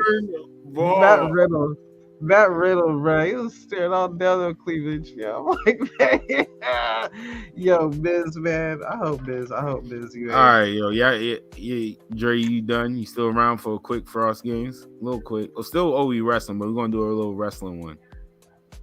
I'm about to take a quick little smug break, but yeah. All right. So, all right, we're gonna do right. You get a draft, right? You get to draft 5 superstars from AEW that you would like to see on WWE. Then you get to draft 5 WWE superstars you would like to see on AEW, right? Then when you do that, you have to make a 5-match card, an AEW card, where it's them 5 WWE stars with the AEW stars and vice versa. All right, so But to make it that interesting, we're gonna do one around. So if your person is picked, you gotta pick somebody else. All right. So my first one. Who get first pick? Oh, we gotta flip the coin, my G. Like, Ain't nothing about that, guess. You family. No, this is like a house. No, nigga, you could go in the kitchen. I'm not making you a plate. You know where the silverware at. What you talking about?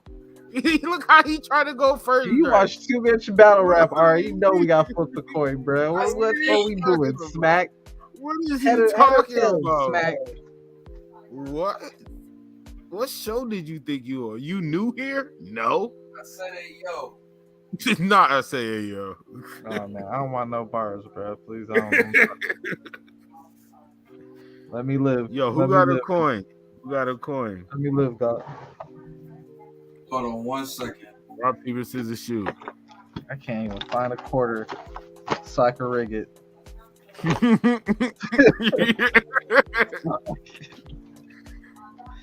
need to get a trick coin, bro. Oh, I got a quarter, bro. I got a quarter. I don't trust you no more. What we got? All right, head or tails? I got go ahead. Head or tails? Go ahead. You watch battle rap? What's wrong with you? I got you. I got you. Oh my God, you got me. It's head. Go ahead. So all right. I'm about to switch to my phone. It's me and Ari. I got tails. Dre, flip the coin. Oh, Frost, you gonna do that? My phone real quick. Hold up, what do you got? Tails. It's tails. Let's go. Let's get it. All right, so it's Frost, Ari, then myself last. Yep. Then myself last. All right, so 5 from each show. Just 2 shows, but yeah, so 10 picks overall. Yeah, we're gonna do AEW first. I can't wait to hear y'all matches. Yo. So we can only make the matches for the people left over after we pick our. No. This is what happened, right? So we're about to draft pick from AEW, right? You're gonna have them 5 AEW superstars that you want to see in WWE, right? So now you're gonna have to use them 5 and put them in a match with other WWE superstars. You're gonna but we're make doing a the same 5 thing with WWE, right?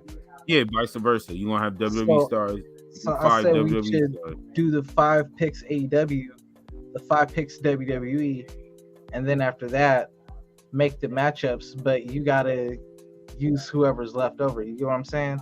So like, say you picked Kenny Omega, for example, right? Mm-hmm. Then I can't make a matchup with a person I picked from WWE and pick only the 5 you select with that promotion. You can't. If you pick those 5, those 5 WWE stars, right, you can only match them with AEW stars. But I'm saying that you can't match them with someone that's someone picked though. No, you can't, because some no. Oh no. You know what I'm saying? You can. Yeah, you can. Oh, I like that. You're right. No, you can't. Yeah. I do like that. You're right. No, you can't. Oh, okay. I like that. I didn't think of that part. I like that. Yeah. Oh, shoot. That made it a little bit more interesting. You got? I'm trying to wait for Ari. Okay, all right. God damn, it is hot as a bitch, man. OE Wrestling Podcast. Probably chop this up anyway. Shout out to y'all for tuning in. Join the Discord, man. Join the Discord. The GM Mode Wars Discord. Go follow the Whole Effing Show on Twitch and Facebook Gaming. Top Shelf TV on YouTube. Fresh and Frost TV on Twitch. Facebook Gaming. Fresh and Frost Gaming. Been a while. And Fresh and Frost TV on YouTube. Shout out the Conscious Thoughts Podcast, Conversation at the Shop Podcast, and of course, Get Your Bars Off Podcast. 5 superstars, and let's break down the new rules. Ari, here we go. So as you know, we draft 5 superstars, vice versa. But the thing about making you cannot use any of the WWE people that was drafted, or vice versa. So I can't use somebody else people that was drafted. Yeah, pretty much. So what did you get? I didn't go yet. It goes me. So you got tails? I won. Nah, you good. All right. Dre flipped the coin, so you know. Nah, you good. You good. I trust you. Here we go. We AEW pick number 1. You know I had to do this top 5. Well, should be top 5. Probably by the end of 2024. Come on, yada. Bryan Danielson. Oh. Yeah, Bryan Danielson. Yeah, shot. Yeah. Sorry. He's going back to the E. Yeah, I know he's been in E, but still, yeah. Still. It's on you, Ari. All right, my first pick is the obvious one. You know what I'm saying? Maxwell Jacob Friedman, MJF. These picks are shocking everybody if you know us. That was increasingly shocking. I'm gonna take I ain't gonna lie, from both picks, that is a little shocking. I'm gonna take CM Punk. CM Punk. I ain't gonna lie, I will say I like to rate our picks. Being unbiased, I'm the unbiased one. I do give the point to Ari.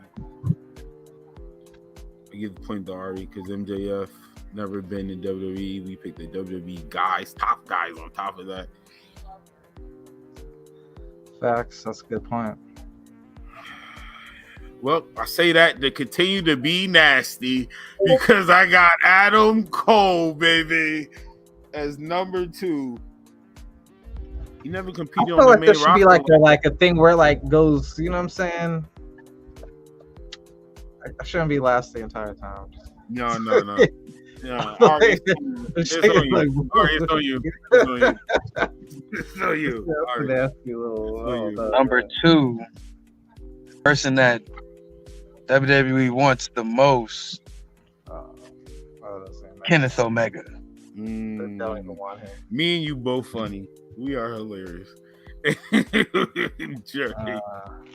Notice what's gonna happen, Dre. I want to take Omega too. That's why I'm mad about it. I don't know why you thought he was gonna last that long. I knew you was gonna get Punk if I didn't take him, so I was like, I can't let you get Punk and Danielson. It was a conscious decision. I can only sabotage one, but I'm like, yo, you already got one. I can't let you get both.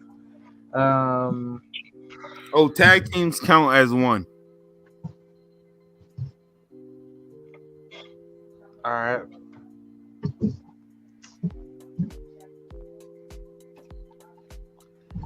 I'm gonna go with Dr. Britt Baker. You nasty. You're disgusting. You disgust me. You disgust me. You hear me? You weren't about to pick her next. Yes, I picked Adam Cole. Who do you thought was next? That's your favorite wrestler. I'm just saying, female wrestler. I'm just saying it's coming, but I'm sticking with the ladies. I got Jade Cargill. I was about to take her next, dog. I got Jade Cargill. For me, I am going to go with FTR.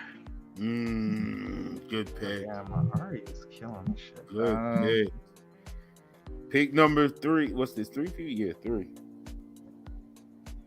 This is pick number 3. I'm gonna go with the Young Bucks. That's nasty. What you got? The Young Bucks. That was definitely my pick. Give me some time.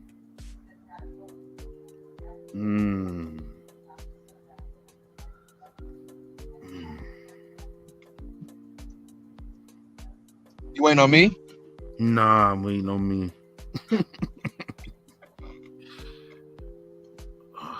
You already got your next pick, huh?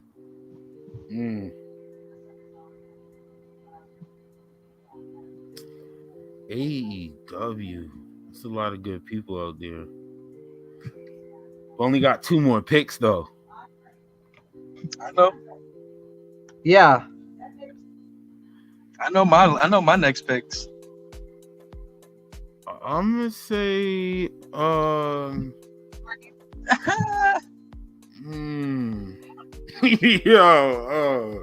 chill. My Uber driver said somebody will pick it before me. Now we really bought our wrestlers. I got this. Chill. I got this. AEW, what's some fire matches? My man's Frass is stressed. Oh my gosh. I already know what match I want. The Lucha Bros. My boy is stressed. Nah, the Lucha Bros. There you go. Pick number 4. Ari is on you. Okay. It's on you. Pick number 4. My pick number 4, Ray Phoenix. I picked the Lucha Bros. Huh? I picked the Lucha Bros. Oh, you picked both of them? Oh, you bastard. The Lucha Bros. Yeah. My Uber driver was right. That's my Uber tag. driver was right. Yeah. All right, so you got him. All right, so I'm going to go with my next person after that, Wardlow. Okay. Yo, who did you have for us, man? I got the backup. Lucha Bros. I got backup. Pentagon Jr. and Ray Phoenix. The Lucha Bros. All right, and you got Wardlow? Mm-hmm. Who you got?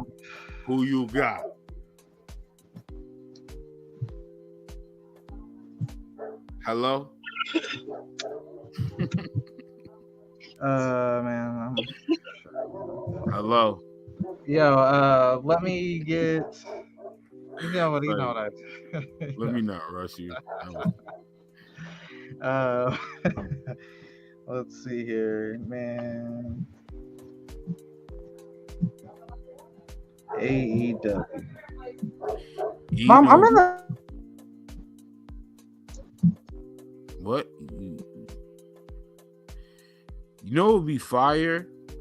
Even after we make the matches, voting on what's the main card, the final card. I'll sell it. Sorry, bro. That'd be dope. Not every damn time, bro. Every fucking time. Yo,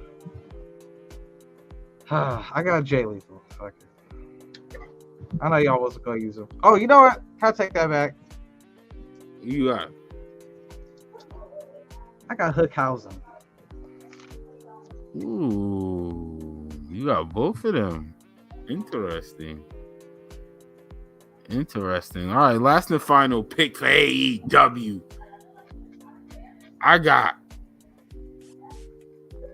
So far, I got Bryan Danielson, Adam Cole, Jade Cargill, the Lucha Bros. Who's the new AEW original superstar? Maybe, do I want Hangman? What to say?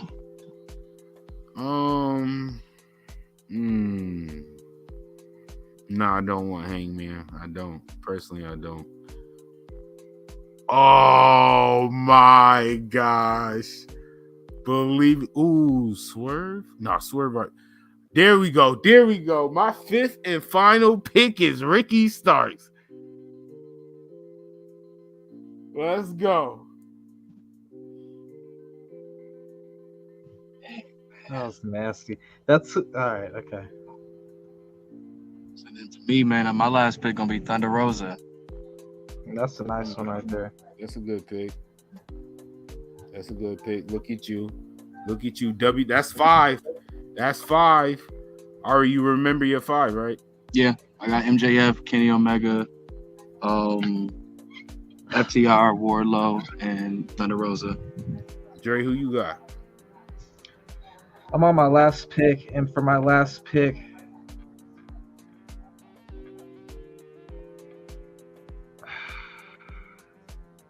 I'm going with the House of Black.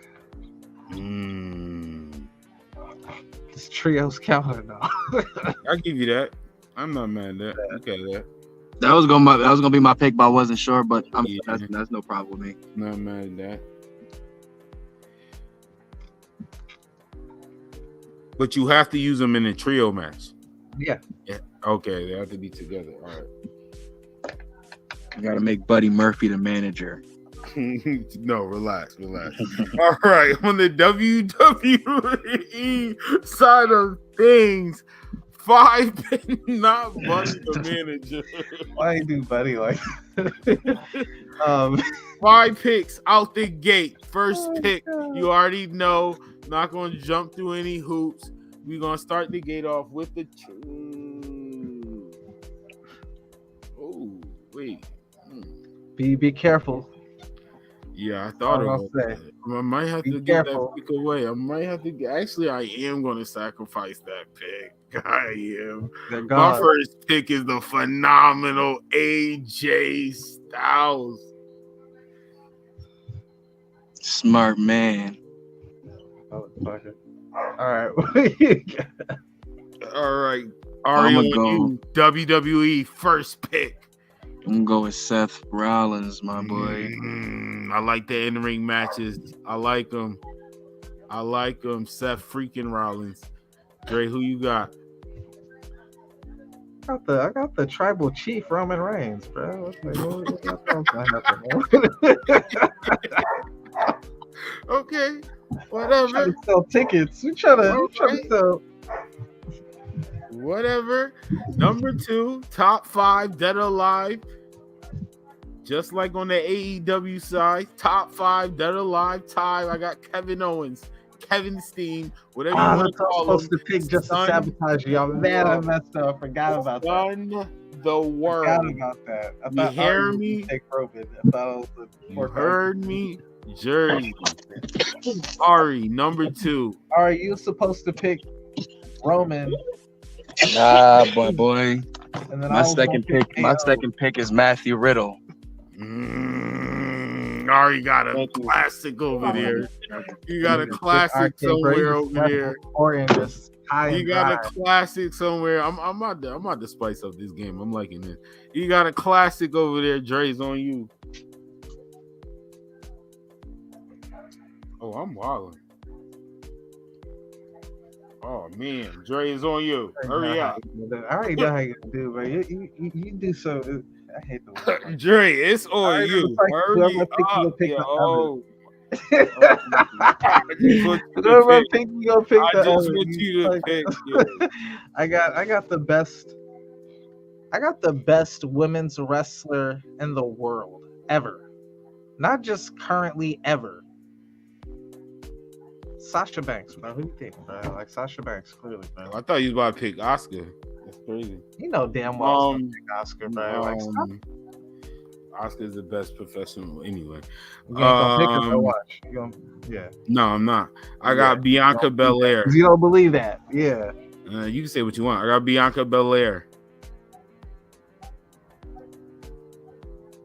Ari, it's on you. Number 4.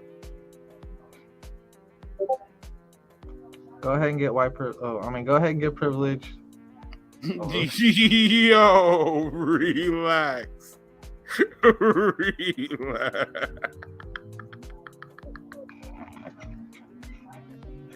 I was a Booker T. Hulk Hogan. I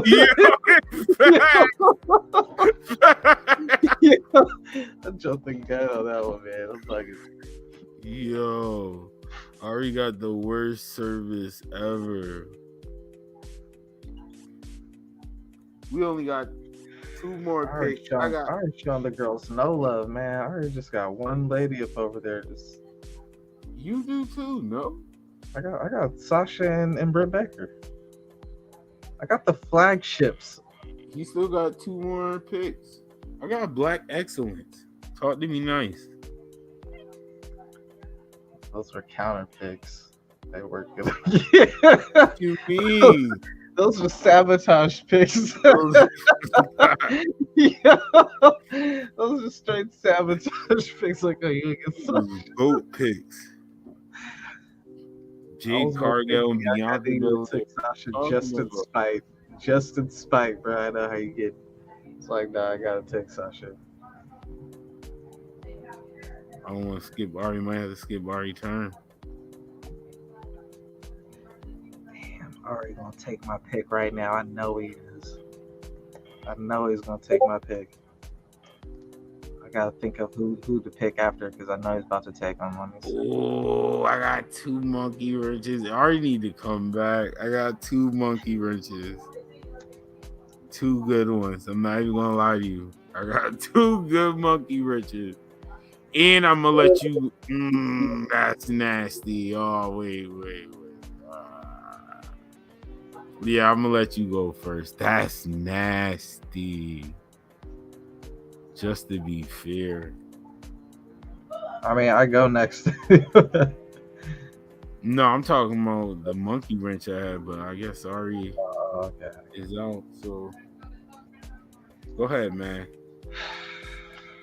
Damn, I got Cody Rhodes. This your 4th pick, right? That's my 3rd pick for WWE. Oh, 3rd pick? Oh, yeah, this is the 4th pick right here. Oh, I need a tag team.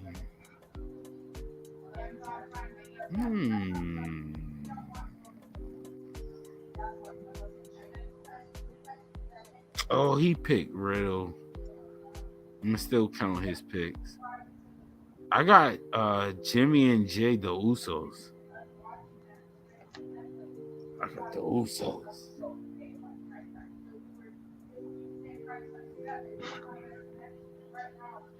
Fourth pick.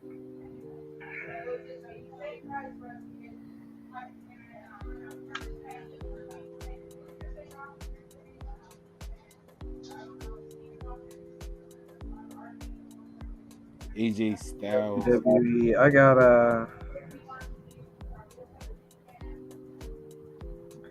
oh, it's only 2 of them. Okay. Think about it. This is your 4th pick. Usos was nasty. Remember, you still got the House of Black over there.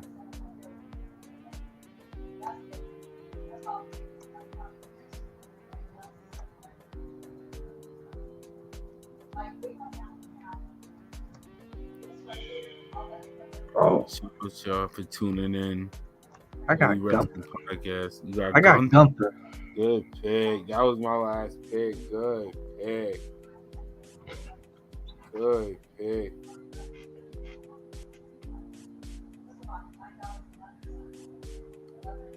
My last pick,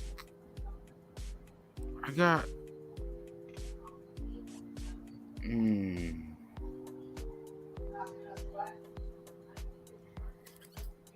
Who's good on the? Who could cut promos? Maybe The Miz. I got Austin Theory.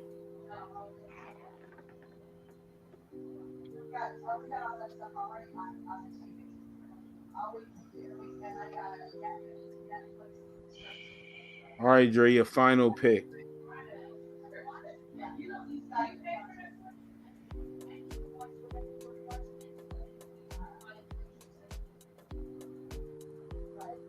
Final pick on WWE.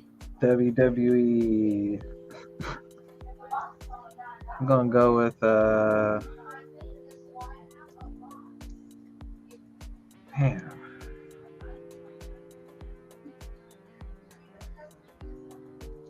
I'm gonna take Finn Balor. I forgot about Finn. All right, we got 5 and we got 5. But shit look a little too obvious. So a little quick draft, not 5. We're gonna do a quick 3. Legends. Matter of fact, I'll turn it up anymore just because it's 3. Anybody else, not long as they're not wrestling currently on WWE and currently on AEW. It could be anybody on Impact. It could be anybody on New Japan. It could be a legend. It could be like Kurt Angle, RVD, all of them. 3 picks, Sabu, all of that. Vader, Bam Bam Bigelow, all of that. You get 3 extra picks of anybody. I don't even want the legends. I don't even want to hold you like the Impact and the New Japan and all that. I'll keep mine from there. All right, we get 3 other promotions. I'll go with first pick. You only getting 3. You only get 3. You gonna think I'm joking when I say this? But he's kind of been synonymous with OE wrestling since episode 1. And I really think since leaving the WWE, he's like really reinvented himself and become like a main eventer. A main eventer.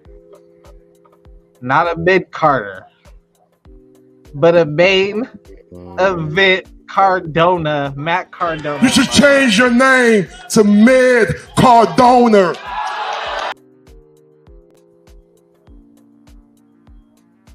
Deadass. But the truth is, they saw in you what I see in you. You're nothing but a mid-carder. Whoa. Anyway, I got Minoru Suzuki. That's why this came into effect. Okay, the plot. It was all for that one. It was all for that one. Yo, number 2. I know my second pick.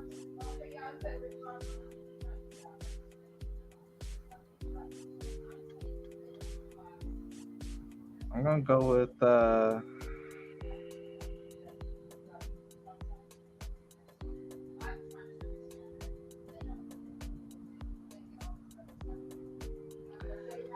I'm gonna go with I'll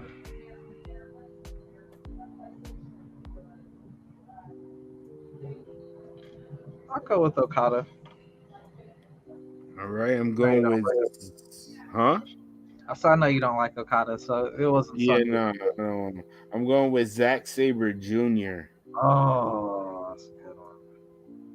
All right, last pick.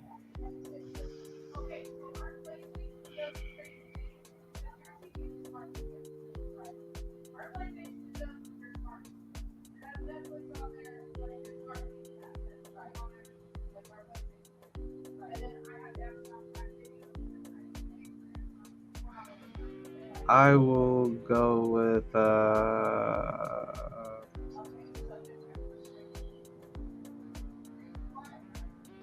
New Japan. So many from New Japan. It's kind of hard. I'll take Kota Ibushi. Kota Ibushi. My last pick. Oh, I should have picked Roman.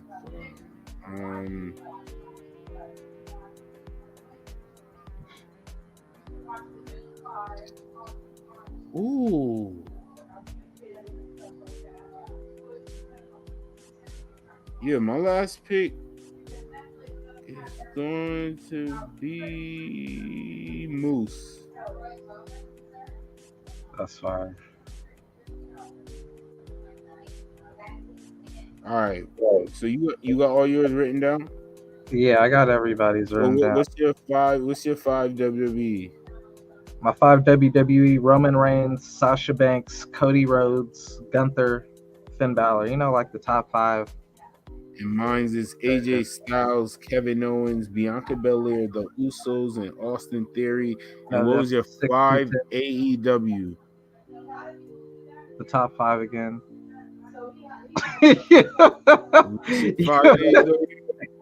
I got CM Punk, Britt Baker, Young Bucks, Hookhausen, and House of Black. All right, I got Bryan Danielson, Adam Cole, Jade Cargill, Lucha Bros, and Ricky Starks. I grabbed Suzuki, Zack Sabre Jr., and Moose for my extras. And what was your 3 again? Main Card, Cardona, Okada, and Kota Ibushi. What the truth is, they saw in you what I see in you. You're nothing but a mid-carder. Whoa. All right. All right, so WWE.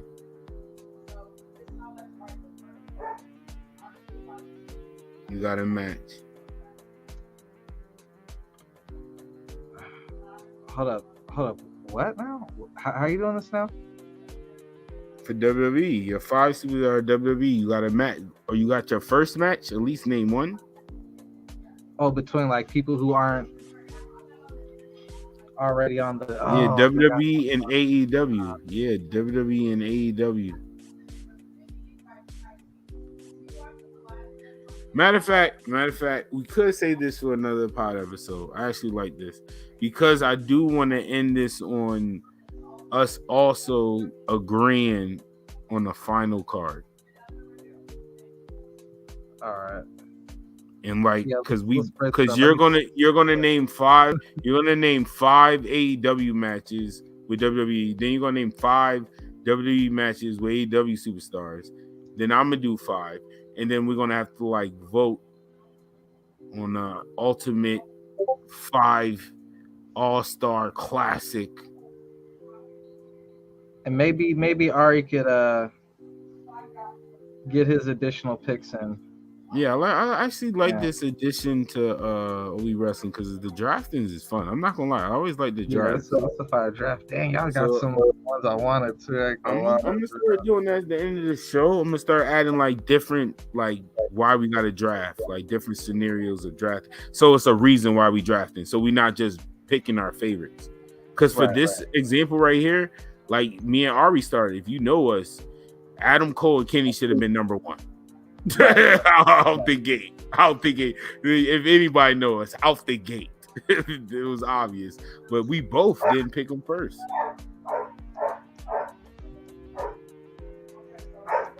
Y'all got him that second. I actually like this draft. I think a lot of people will get into this too. It's always fun to draft.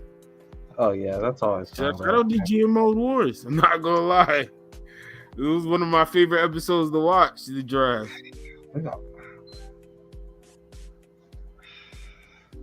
Rhea be trying so hard not to look good. It is weird, bro. Yo, we cannot. She goes out of her way to try not to. Guys, relax. RELAX. Relax. I almost select a Rhea if she was wearing the Hell in the Cell attire. You know what I'm saying? She got on the same attire. Shout out to Rhea Ripley on GMO Wars, the current NXT Women's Champion. Go follow GMO Wars on Instagram, YouTube. Shout out to Vince Russo, man. Bring back Vince Russo, man. I'm pretty sure he's the one who came up with the brawn panties and the gravy match and all that. Like, we need Vince Russo back up on there. Make women's division great again. Yo, wow. Wow, I just want to say Fresh and Frost TV does not co-sign that last statement. I love women wrestling. Asuka is one of my favorite wrestlers of all time. This man. Yeah, I love women's wrestling. I just love women more, and that's. I'm gonna die on that hill. I'm gonna die on that hill. Yes, don't fault me for y'all being attracted. Wrinkle a collar. That was a bar. If it comes off chauvinistic or whatever, I apologize. That is not the case. I got sisters. Man, shout out to all the viewers. Shout out to all the supporters. We got more show coming, more games coming, more drafts. Definitely, I'm loving the drafts for real. We need another dark drafted side. Maurice after I saw her Monday Night Raw, bro. Like, Miz, you can't be letting your wife go out there like you that. Can bro. find him on the whole effing show on Twitch, here, bro. You let your girl go out there for Facebook gaming. You don't lose your girl, bro. Top Shelf TV on YouTube. Jim Follow Cornette me style. on Fresh and Frost TV. Looking like a Jim Cornette out here, Miz. Mark up that dank. Tell me what you think in the comments below. You know how it goes. Like, follow, share, subscribe, tell a friend to join the trend. Going on with Seth Rollins. Seth, get Becky under control, man. You know what I'm saying? Yo, the show has immediately doing that. Sit Becky back squats. and relax. I'm not gonna lie, Becky, stop. Yeah, Becky squats. Adam Cole curls.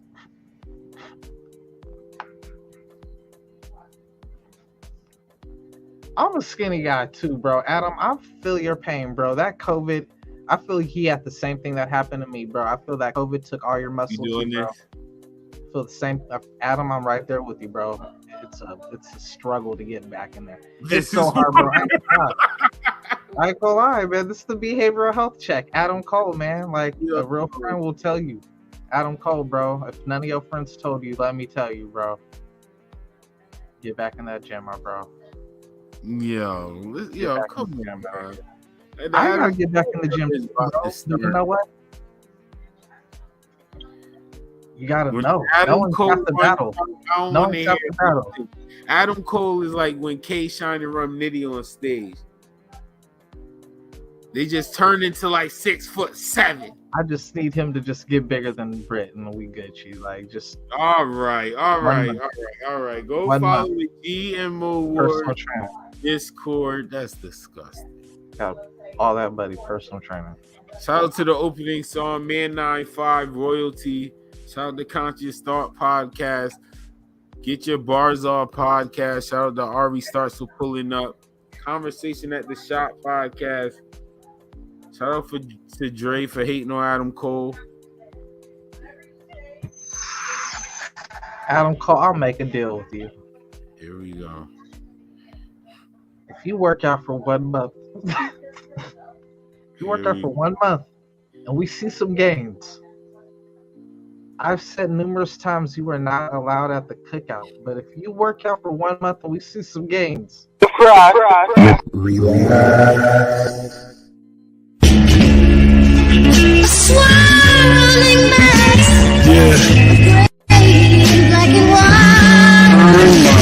up.